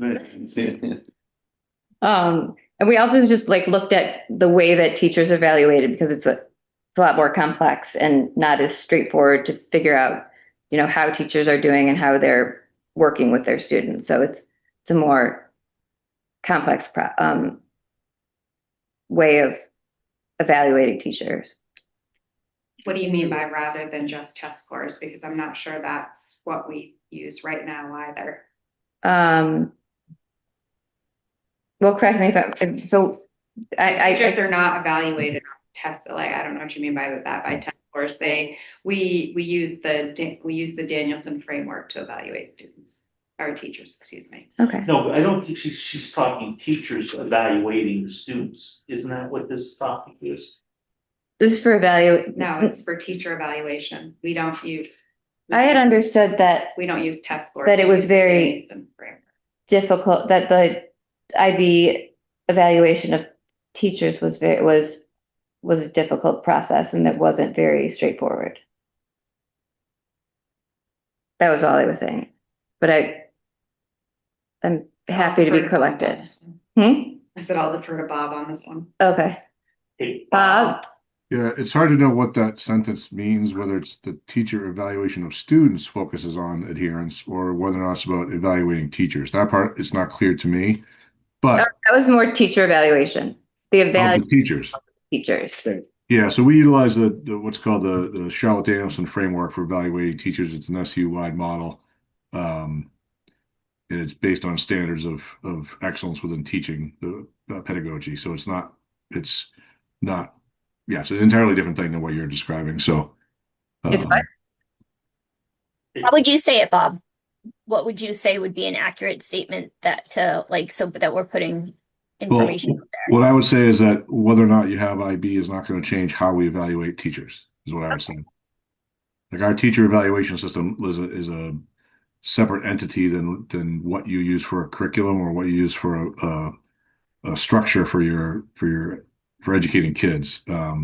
It's based on teaching standards, the qualities of what make a successful teacher, around planning, around classroom situations, around checking for understanding, around connections with parents, utilizing following IEPs, like a bunch of other things that are professionally tied to this nationally recognized rubric that we use. So, okay. Does that make sense? Yeah. But maybe just if you reword that, just run it by Tracy and Bob. Definitely. Just to make sure we don't put something out there that is correct. So we also kind of talked about how how we got to this point, and I think a lot of it was like that it was rolled out and it attracted families. COVID happened and training got more difficult for the teaching staff. And I think that there was a limited ability for the administrators to have contact with the program because they weren't doing any live in-person training. And I think in addition, the administration changed completely through, so. The entire teaching staff. And the entire teaching staff, add that in. Not the entire staff. We have one teacher that was here since, it's only Crystal. Crystal's the only one. And was Jessica here during that too? She may have been, No. I'm not sure. Yeah, I'm open to adding and taking away anything that doesn't make sense. I mean, And that one teacher training fell off and had limited contact with IB staff. I think, I mean. from the COVID Yeah, interruptions. because to me, it reads like the administrators wasn't contacting them about it. Just because Maybe during online. COVID, maybe during COVID interruption, the teacher training fell off, keep it's one point, one Yeah, bullet you point. combine those two. Mhm. Because when you separate it out, it doesn't look like Tracy was doing anything, Right. and that's not true. Thank you. She was working harder than heck, trying to keep wheels from coming off the train. As they combine those two. Yeah, I think those were supposed to be combined. Yeah, no, and this is why we run through this before we take Definitely. it live. Yeah. Meredith, I'm taking notes in the document so you can just, yeah. Because I can't. Yep, exactly. Driving is hard. And actually, if you want to go back too, I think we should put 2 complete changes in administration. Okay, I'll make that note. Started with one administrator, went to another one, and Yeah,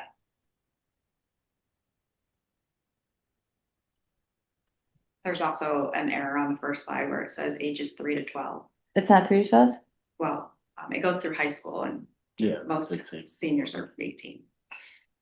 Well, Oh, I think this was for the PY, for the, Well, you can't say we PYP, but that's grades. yeah. Change it to grades. change it to Grades, Grade. because it doesn't. K include through- pre-K, does it? Yeah, we use it in pre-K, yes. Okay, I didn't think PYP included. pre-K through 6, should I say? You could, yes. The PYP technically goes only through 5th, but we use it through 6th. Okay. Okay. PK 3 to 6. There are different recommendations per the PYP for pre-K and kindergarten. Okay, thank you. And you can put, and you're part of this, so if you see something. Yeah, definitely. Tell us. So first time I'm seeing it, so. No, it's my first time too. We've been working on it. Meredith put a lot of time into this. It started last week, and then Meredith did a deep dive into finding out, putting all the data and gathering facts for this. So No. she's done a ton of work. Do not, if something's wrong, please let me know. You really did good. This is, again, why we're reviewing it, so run through it. So just going by what we understood from the information we received, we just looked at how we would implement it again, because that's one of the discussions we had.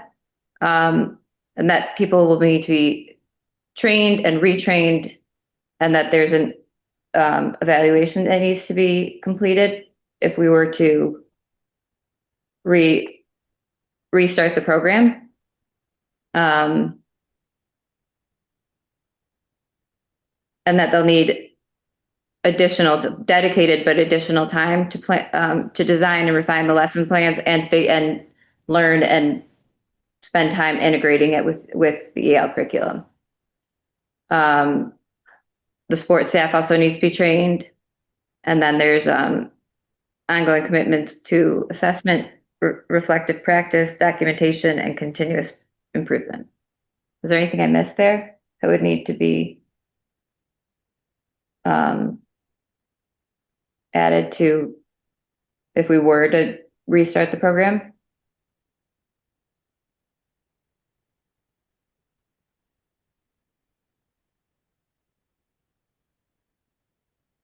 instead of putting Tracy on the spot, why don't we send it to her and ask her to, Awesome. but we'll look at it and then we'll ask her to just send us any comment she has on it. Send it out to everybody Okay. on the board.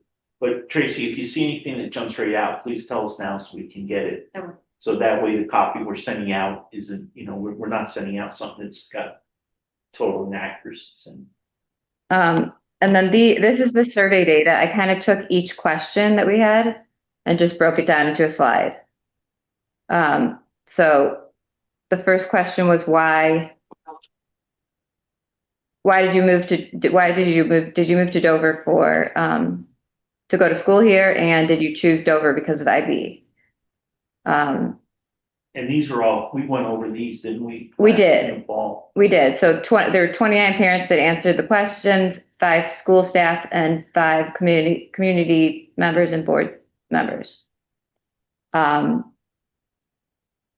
I think the data kind of speaks for itself. It's pretty simple that 12 parents said that they moved to Dover for IB, 7 parents said no.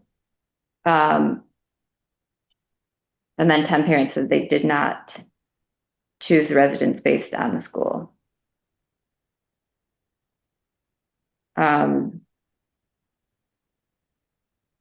This was the question on important aspects of education. And a lot of them were pretty close in numbers.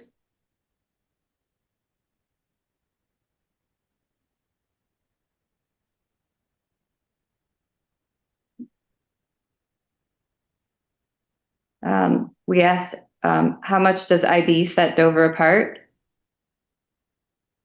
14 responded positively in support of IB and think it makes Dover school unique. 9 responses were neutral or stated it depended on how it's implemented.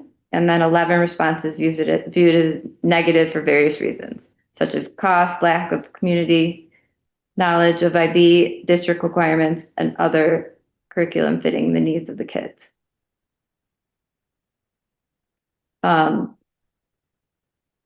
This was their value of the IB program. 13 people rated it a 6. Or parent, I'm sorry. Yeah, 11 parents, 1 community member, and 1 either board member or staff. 7 people rated it a 5. 4 people rated it a 4, and so on.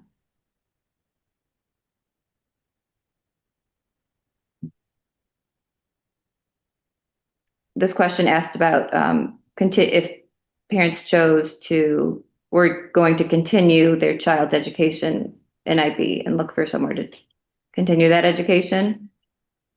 It looks like it was about half and half, like positive and negative.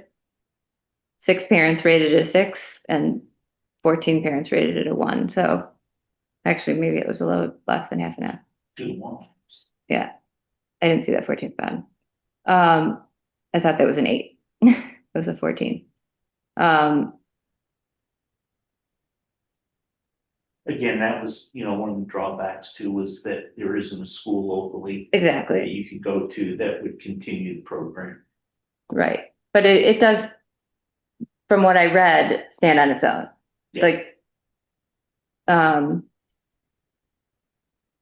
no, I think it's important for people to know, because if there was an IB high school somewhat close, it may be a little easier, or there may be more parents who are saying that.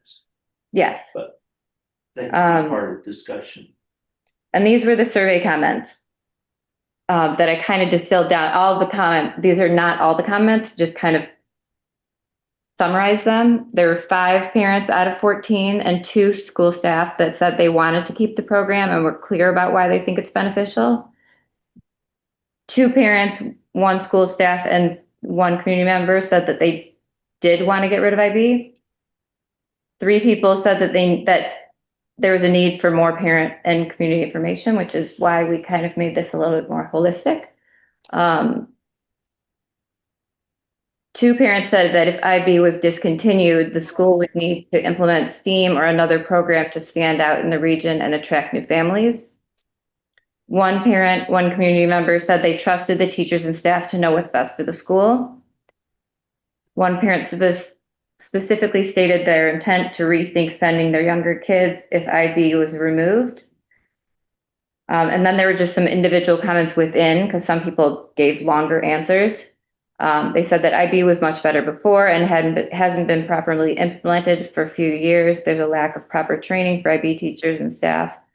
The cost of the program per pupil is insignificant, and district requirements get in the way of IB. The school has not been committing to IB, and the lack of understanding of what IB is and how it works. I just want to make a quick comment. I think on one of your beginning slides, you should just make a note, because we saw STEAM and we heard that a few times. And one of the things is when River Valley's formed, and Dwight can attest to this, we talked about doing IB in Wardsboro, also doing it so that both schools were part of it. And we made a very conscious and deliberate decision to say we didn't want to do that, not because we didn't like IB and not because we didn't think it was a good program, but we were thinking forward when the legislature took their next step to getting rid of schools, that if we had two schools in one district that both focused on the same topic, it would be very easy for the state to just say, we're just going to make one school. Yeah. So the STEAM program was intentionally chosen to have a separate focus to help the long-term viability of the district, to have the two buildings in the eyes of the state. And I just think we should note that, because I actually did have that in here. You did? For a really long time.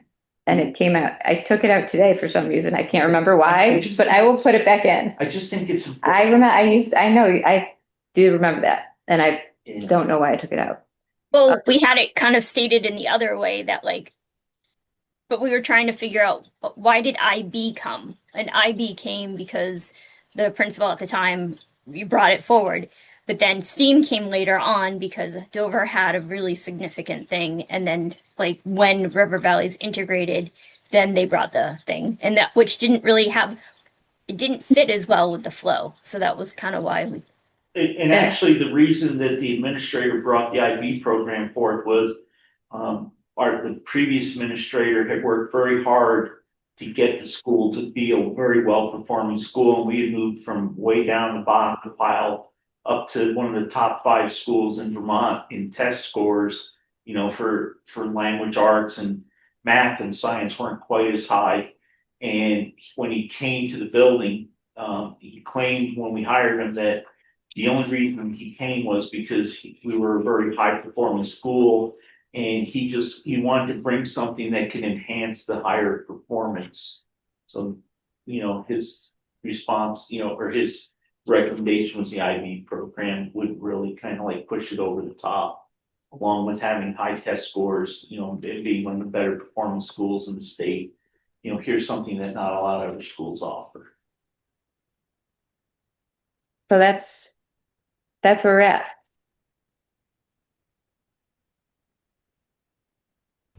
Okay. So from the board, any comments, any other things you see? It's great.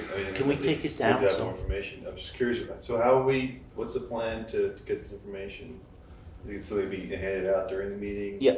Or we'll discuss it. They'll refine it. We'll make sure everybody's good with it. We'll spend some time with it at the next meeting. Mm-hmm.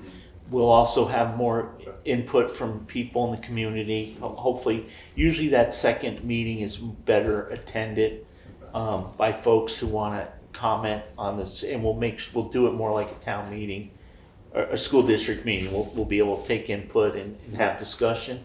Okay. And then I think we have it also at the annual meeting, and I'll see if we can have a projector to put it up at the school district meeting, and I'll be so good at it by then. Pardon?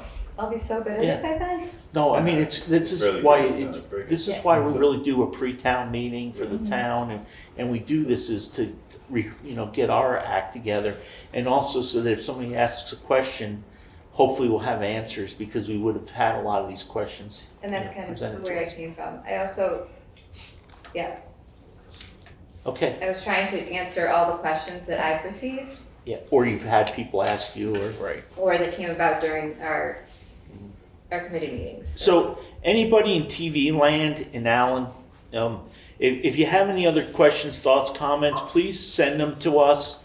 If you'd send them to the River Valley Board through the superintendent, that way if there are other questions, we can try to get them answered. And then we'll have an open discussion about this at the next meeting in 2 weeks in Wardsboro. Or dress rehearsal. Everybody got your costumes ready? Kate, anything else from you? Thank you, because Meredith did a lot of really heavy lifting on this presentation. Like, she put a lot of work into this research. So thank you to Meredith for that. Thank you. It Go ahead. was a collaborative effort. Yes, right. What is this thing? What is it? That we already got. I think that was from Tracy. Okay. Well, this is what you had given us earlier. Maybe It says like, Article 11 on the top. I'm not sure what this is. I think maybe they added it. That's not mine. I was Okay, just all right. I just Curious was if it's in the packet. I'm not sure. I think that It was just says the, Article 11 and I then think- it has an I'm overview pretty of sure, Tracy, wasn't that when I asked about just like what would it take to implement it again? That is the document that Bob asked me to send to Nicole Ray to have added to the pamphlet that gets sent home. Or was that? No. The annual report. It's in the annual report. Sorry. It was, right, Oh, that was, okay. right. It was an information sheet we added to the annual report because we didn't have this done in time to include this Okay. presentation. Gotcha. So that's in the annual report. So just, Meredith, did you review that when you were putting your program together? I just saw this. Okay. Just, But, so, wait, one quick question. yeah, if you have questions on that. Yeah, what you said. Is it me? Yeah, you were feeding Uh, back. You said, it says ages 3 through 12, which I found in a bunch of places, and it also says it here. Is that Right, it just was confusing when you went on to say ages 3 through 12, but then you said middle school and high school. Oh, I was just saying how many schools there were of each kind, like if people, just so that they understood how big the program was. Okay. Yeah, the 3 through 12 was for the PYP.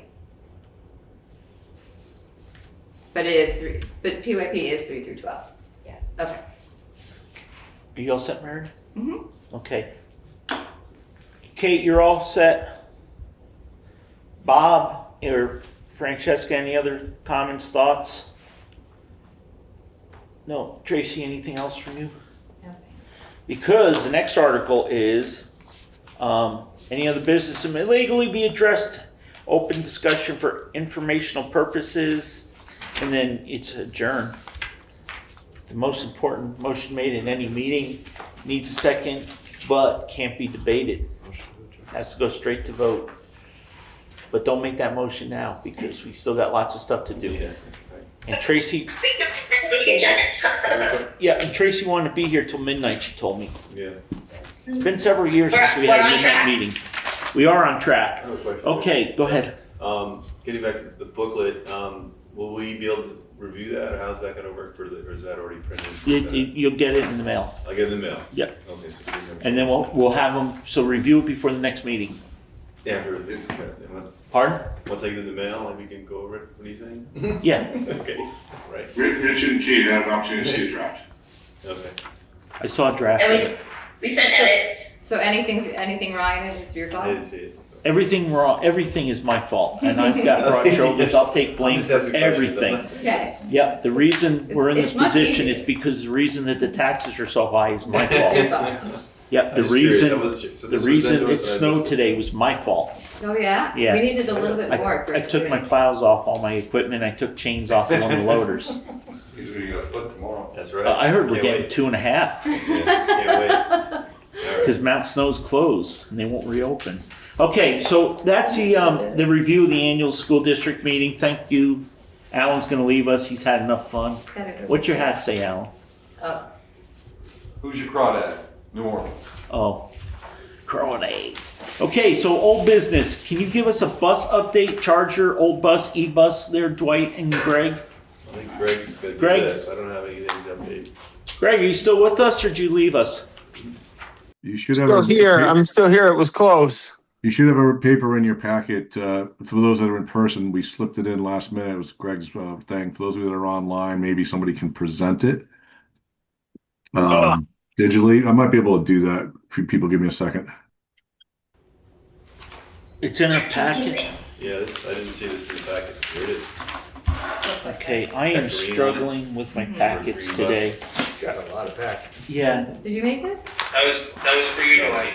Appreciate Okay, that. so an overview. We need to cut the tar, dig a trench, and reinstall the charger on a standalone pedestal further away from the building. So the goal is that Travis will cut the tar. Mike will do the excavation. King's Electric will do the removal of the charger and reinstallation on the new pedestal. King's will also provide the wiring conduit. There's two options: an OEM model pedestal for $2,000. And there's an OEM module with a light bar and retractable cable for $3,200. Estimate from King's Electric is not to exceed $3,000. Mike, awaiting estimate, very rough estimate.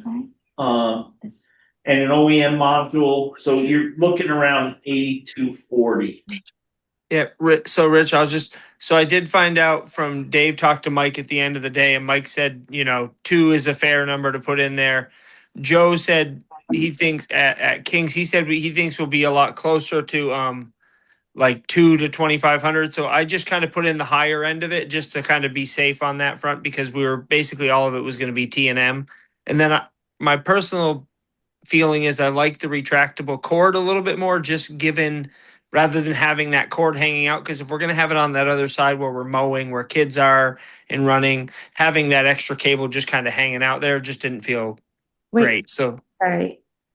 Where did? Wait, hang on a second. Go ahead, finish up, and then we've got some questions. yeah. So just having that extra cord there where it could get hit by a weed whacker or mower, or even kids getting potentially tangled in it running there, because it's basically just going to be on the other side of the tire right there. Because we got to stay within 50 feet of the breaker panel, the shut off. Okay, so did you guys check with John Abel, the Eastover Fire Chief, who eloquently sent us a letter saying that he was concerned where we were leaving it, and see if he was good with that? I did not. I talked to Joe Newton to check with him on the code of the conduit and the potential propane line in there. Yeah. I will reach out to him first thing in the morning. I'm sorry, I didn't think of that. Please give him a call just so we make sure he's happy. Yep, we'll do that first and foremost. Okay, Meredith's got a question for you. Two questions. I'm sorry. I think I just missed the beginning. Did you say these numbers are right? These numbers are wrong? Well, they're a not to exceed number is what they both are. No, So the 2,000 someone changed it to 2,500, but King says that's going to be about 2,500 to 3,000. He said you got probably 2 guys most of a day, and then you've got wire and conduit, and that's saying that the trench is dug. So Travis Briggs is going to come up and cut the tar. Mike Urquhart's going to come up and dig the hole. Mike told him that he thinks $2,000 would be more than enough, is what he had said to Dave Sheldon today. And then, so those numbers are pretty much there. My second question was where exactly is this going to go? So it's just going to go straight across the building. So right now it's on the corner of the building there. I don't know if you know where it is. It's just going to go straight across the road there, because we have to stay before we got to worry about volt droppage, which is what happens when you run electricity a long ways. And so if you have any kind of volt droppage, the chargers will notice and they won't run. So if you have to go a long, long way, you have to size up the wire to a much, much bigger wire, and then it gets much more expensive, much quicker. So Joe said that, or we would have to put in another, an automatic shutoff, because the charger has to be within 50 feet of a shutoff. So that way, if something happens, you're not too far away to run off and run over and kill power to it.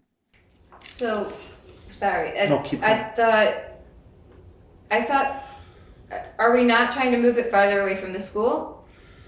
This moves it to the other side of the road right there. That's why, To the, Meredith, that's why I asked him to check with John Abel and see if it was moved far enough away from the school Right. to fit, make So is it going to everybody happy.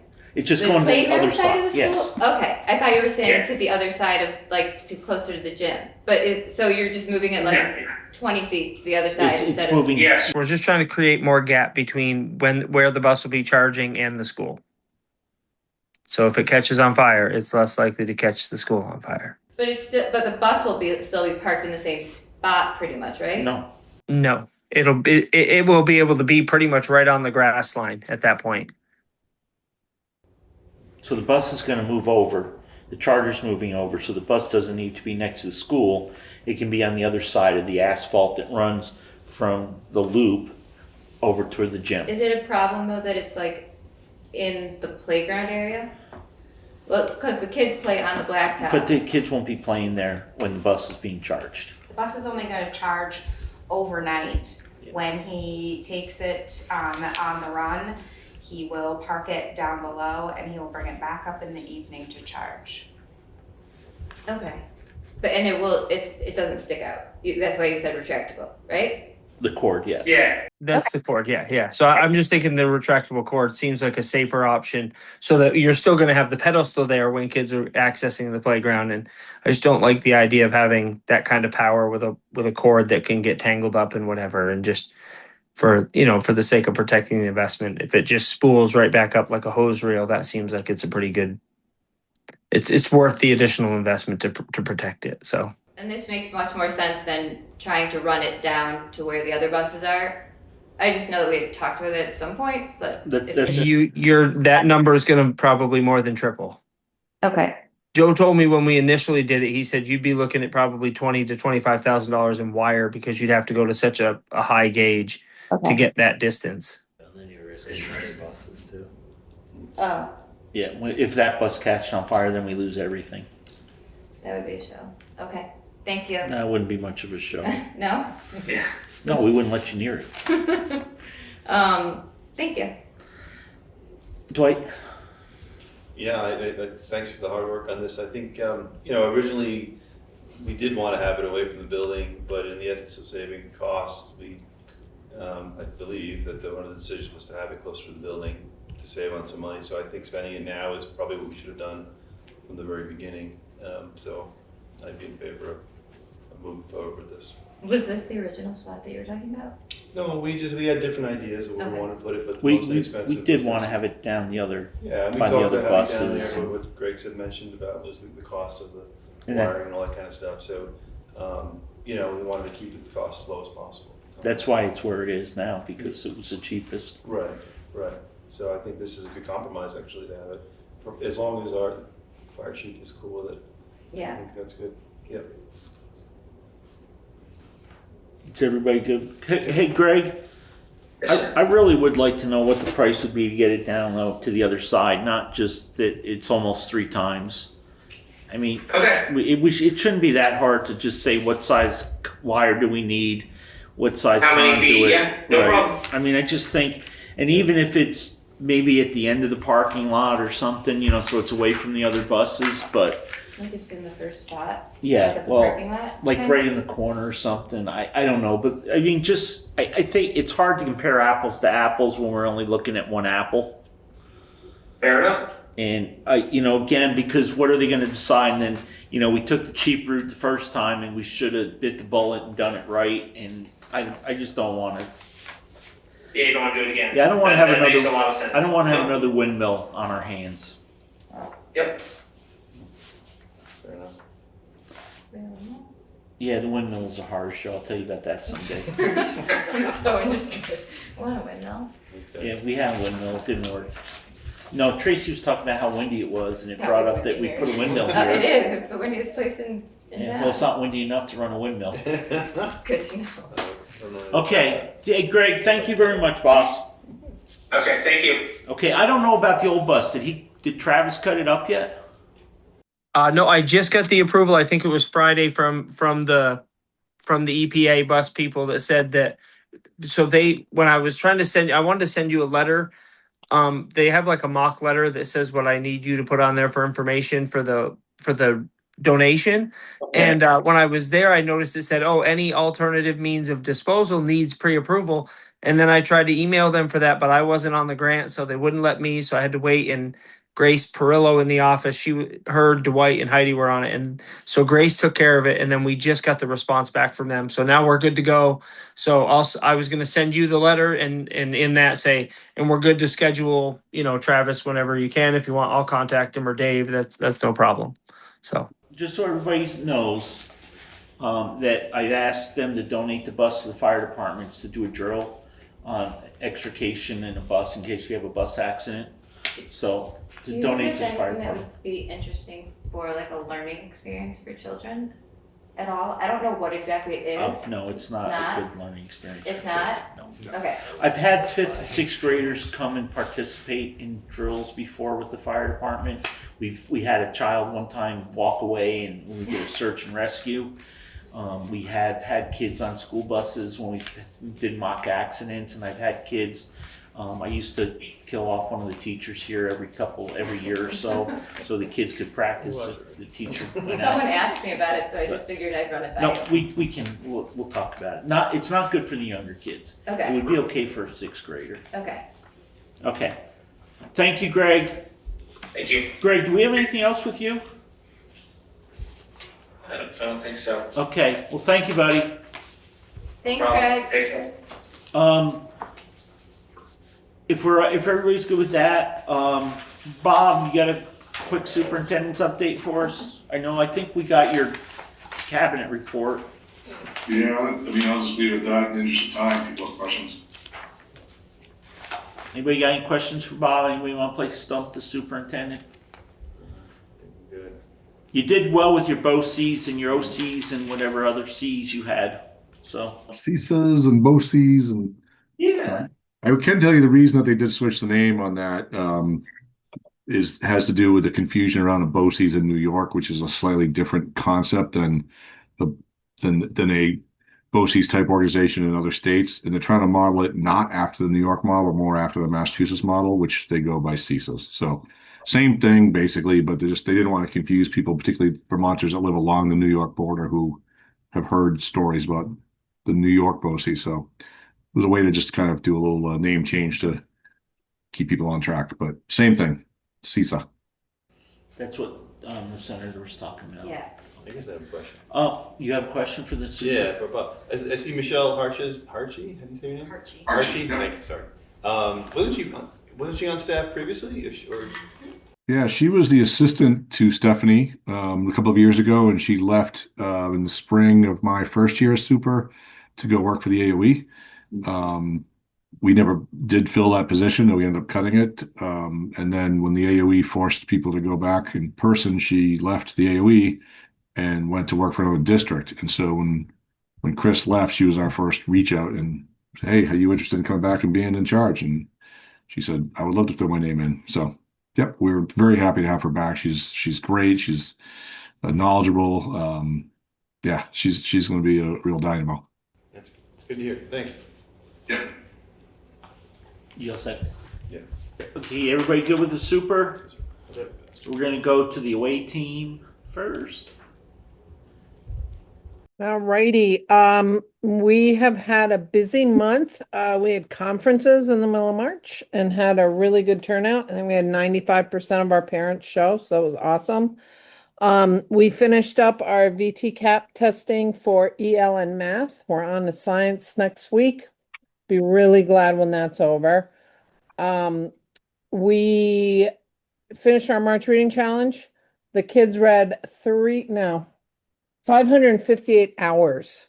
So they got their ice cream party, and they got to invite special people to come celebrate. So we fed a lot of people ice cream on Friday. Let's see, we went to Merck Forest, which was really cool. If you've never been there, would highly recommend it. The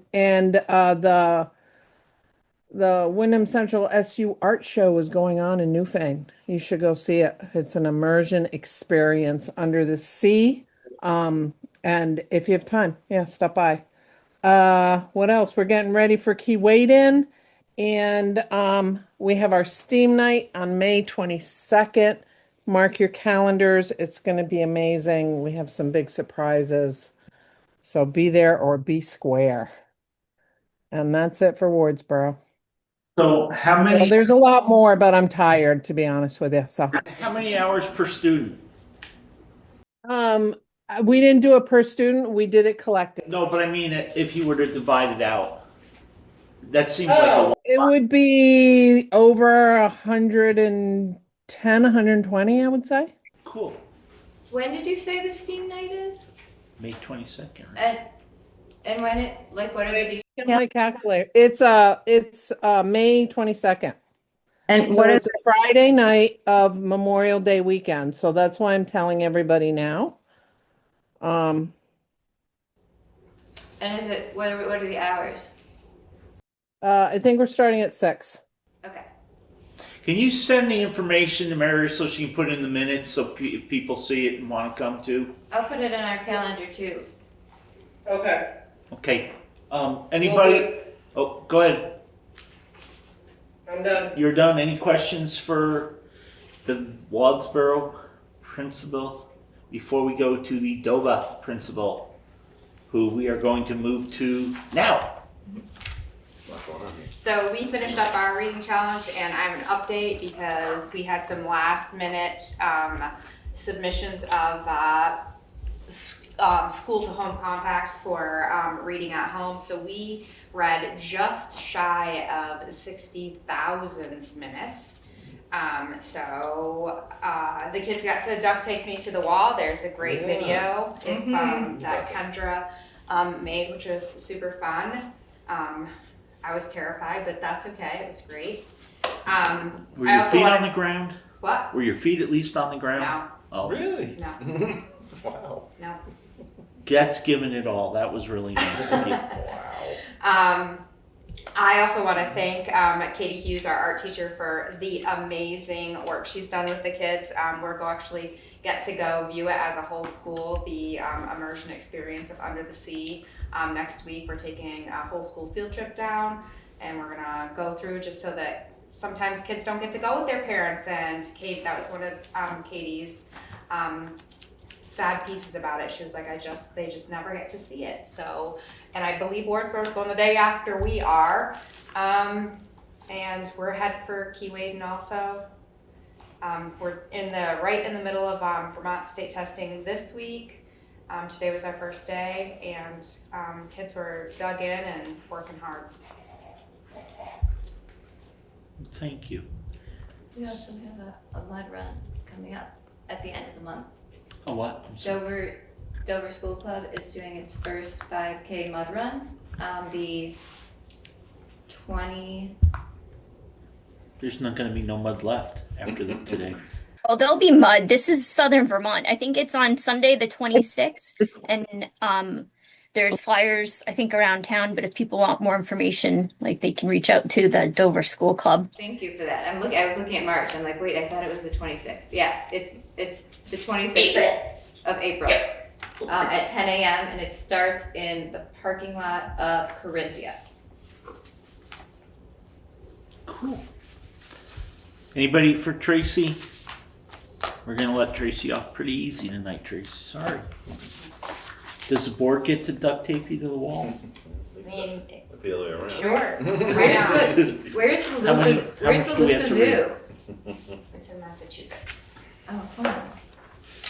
Okay, well, thank you, Tracy. Thank you, Francesca. Approved financials.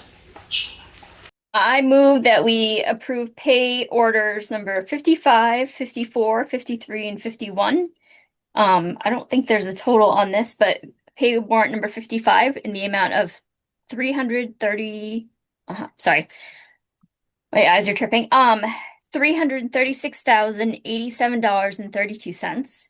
54 in the amount of $1,127.57. Pay warrant number 53 in the amount of $509.42, and pay order number 51 in the amount of $192,243.78. Second. Okay, is there any discussion on spending over $500,000?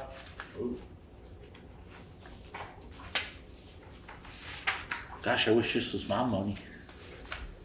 If there's no discussion, all those in favor say aye. Anybody opposed? It appears to be a unanimous decision in the affirmative. It is. Cool. I have under current consent agenda, we have the minutes of the 3/16/2026 meeting. God, that seems so long ago. It seems like it was still winter. It is still winter. Any comments, any questions, any thoughts? Can we just accept them as pardon? as presented? Hearing no objections, the minutes will be accepted. Bob, I don't have any correspondence, do I? I don't think so. It's blue.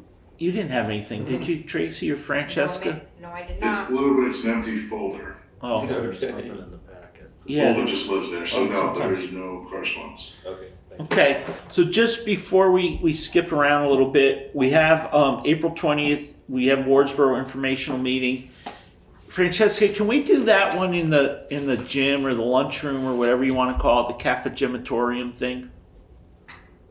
The multi-purpose room? Yeah, the multi- Yes, you may. I was gonna ask how you wanted that set up. Yeah, just if we could do a table up front and some chairs in the back in case we do get turnout, anybody coming.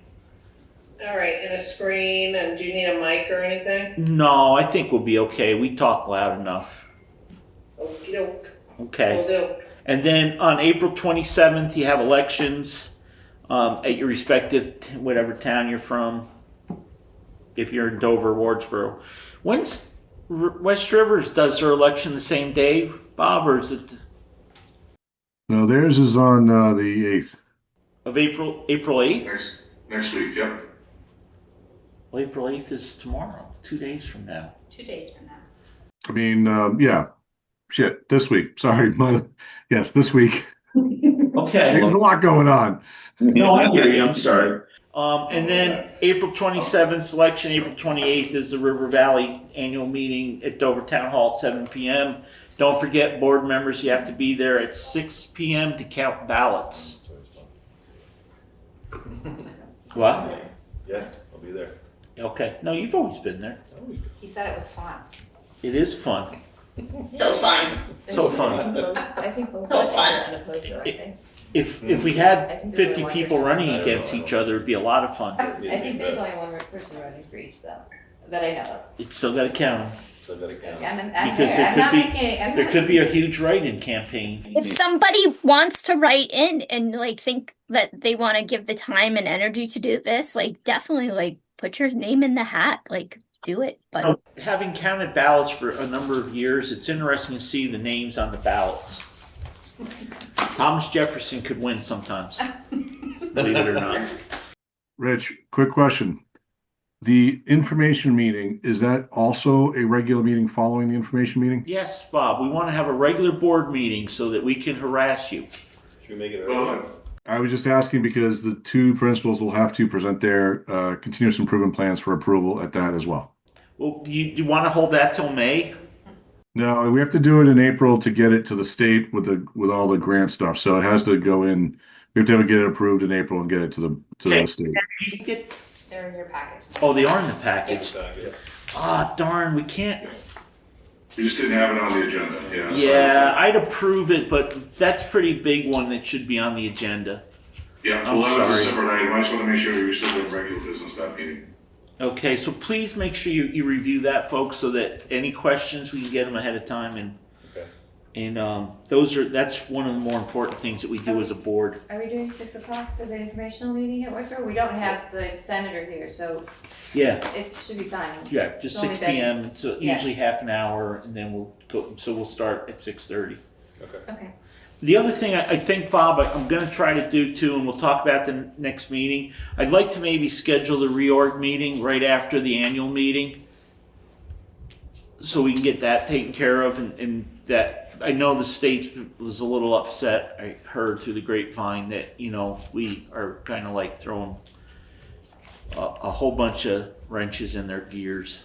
So you want to do a reorg, just for the reorg, following the Yeah. annual meeting yeah, we're gonna, I think. that night? on the Yeah. 28th? Yeah, we did that a couple of years ago. Right, and it went well. I think it's good, and then that way Yeah. that we hit the ground running, and we'll just ask people that are running to make sure they're there, and Andy can swear them in or swear at them. So Okay. we'll go over that when we do the agenda for the next board meeting. All right. The other thing, just so I think the 20th is the information meeting. I believe Tracy is out of town for that. I am out of town for that. That's fine. We've had meetings with that administration before. Francesca, you're out of town. Well, I'm just thinking of the CIP, for the improvement plans. They won't be able to. I said that if they have any questions, to get it to me beforehand so we can get the answers to it. Gotcha. Okay, so you'll roll in with answers from these guys. Perfect. Thank you. Okay. That next information meeting is. We should make sure that we have stuff in because the kids, I think, start school break on the 18th. So we want to have like questions into the administration, let's say by even like next week or something. Yeah. Like maybe by like Tuesday the 14th or something like that. Packet, so it's kind of it's out there, and we'll acknowledge, and it'll show in the minutes that we received it. What happened was I lost my packet, got messed up, so I don't have it all. Go ahead. Can I just say something? Yeah. So just to be clear, just so you're not looking all around, like Francesca and my CIP, none of that changed. Like none of the goals changed. Nothing changed because it's a 2-year plan. What you'll really see is our summary of reflection, and that's What you've made, what you've accomplished Yeah. towards it, and so. yeah. Just real quick, was there anything that stands out that you want to make sure that we're aware of when we're reviewing it? Yes, we have really good test scores. Okay, well that's important. Pat yourself on the back. We Pat, will you have pat her on the seen back, some please? wicked improvement with some things we're working on. Yeah. Francesca, Where is that? Is it in your? It's in your book. any comments or anything you want us to be aware of? I think it was hitched. For me, it's more about focusing on This the. part, is it the last page? Hey, well, Unit Francesca, of hang on, instruction. hang on. I was just trying to Okay, understand. hang on a second, please. Francesca has the floor, and then we'll go back. Go ahead, Francesca. For me, the reflection was really focusing on classroom universal instruction and that first layer of support that kids receive, because we have a pretty high number of kids on various plans, whether it's an EST 504 or IEP. So my goal is to really reduce that number and get kids the interventions they need in class. And early. And that's part of the special ed law, inclusionary versus exclusionary. Yeah, so that's really what I want my focus to be over, well, it has been this year and the next few years for sure. Okay. Go ahead, Meredith. Nope, I was just missing something. Okay, I found it. I've been missing something for years. It's in Okay, here. so they each have like a cover sheet. Yeah. That goes with it. Got it. Thank you. And Okay. that was in the physical packet, not in the online Right, so packet. we'll make sure you get it. Get that. Yeah. Yeah. Cool. Okay, cool. Okay, and you all good? Yep. Okay, thank you, folks. We appreciate it. So executive session, the student matter has been postponed till next meeting, Bob. We can't do it next meeting because you're not going to be here. Right, so I guess we'll have to move it into May then. Okay. We're not going to be around for this one. Yep, and just let the parent know. I think, Kate, let's because we are running late and we have to get the superintendent evaluation done. We'll have a discussion on negotiations at our next meeting if everybody's okay with that. We had one meeting and I think we're scheduled to have another meeting, but we're not anywhere near ready to bring anything back. We just want to let you know where we're at or where we've been at. So if you guys are okay with that, I think we'll defer that. So I'd like to go into an executive session for the superintendent's evaluation, because that we gotta get done. Because we're under a little bit of a time crunch for that. I move to enter the executive session to evaluate the superintendent under 1 VSA 313, section A3. Do I have a second? 8 seconds. 8 seconds, thank you. Is there any discussion? Hearing none, all those in favor say aye. Aye. Aye. Aye. It appears to be unanimous. It appears to be an unanimous decision in the affirmative. Hang on a second. So we'll move into executive session at 8:05, whatever time it is. 8 o'clock. 8 o'clock. Oh, it's just 8 o'clock? Okay.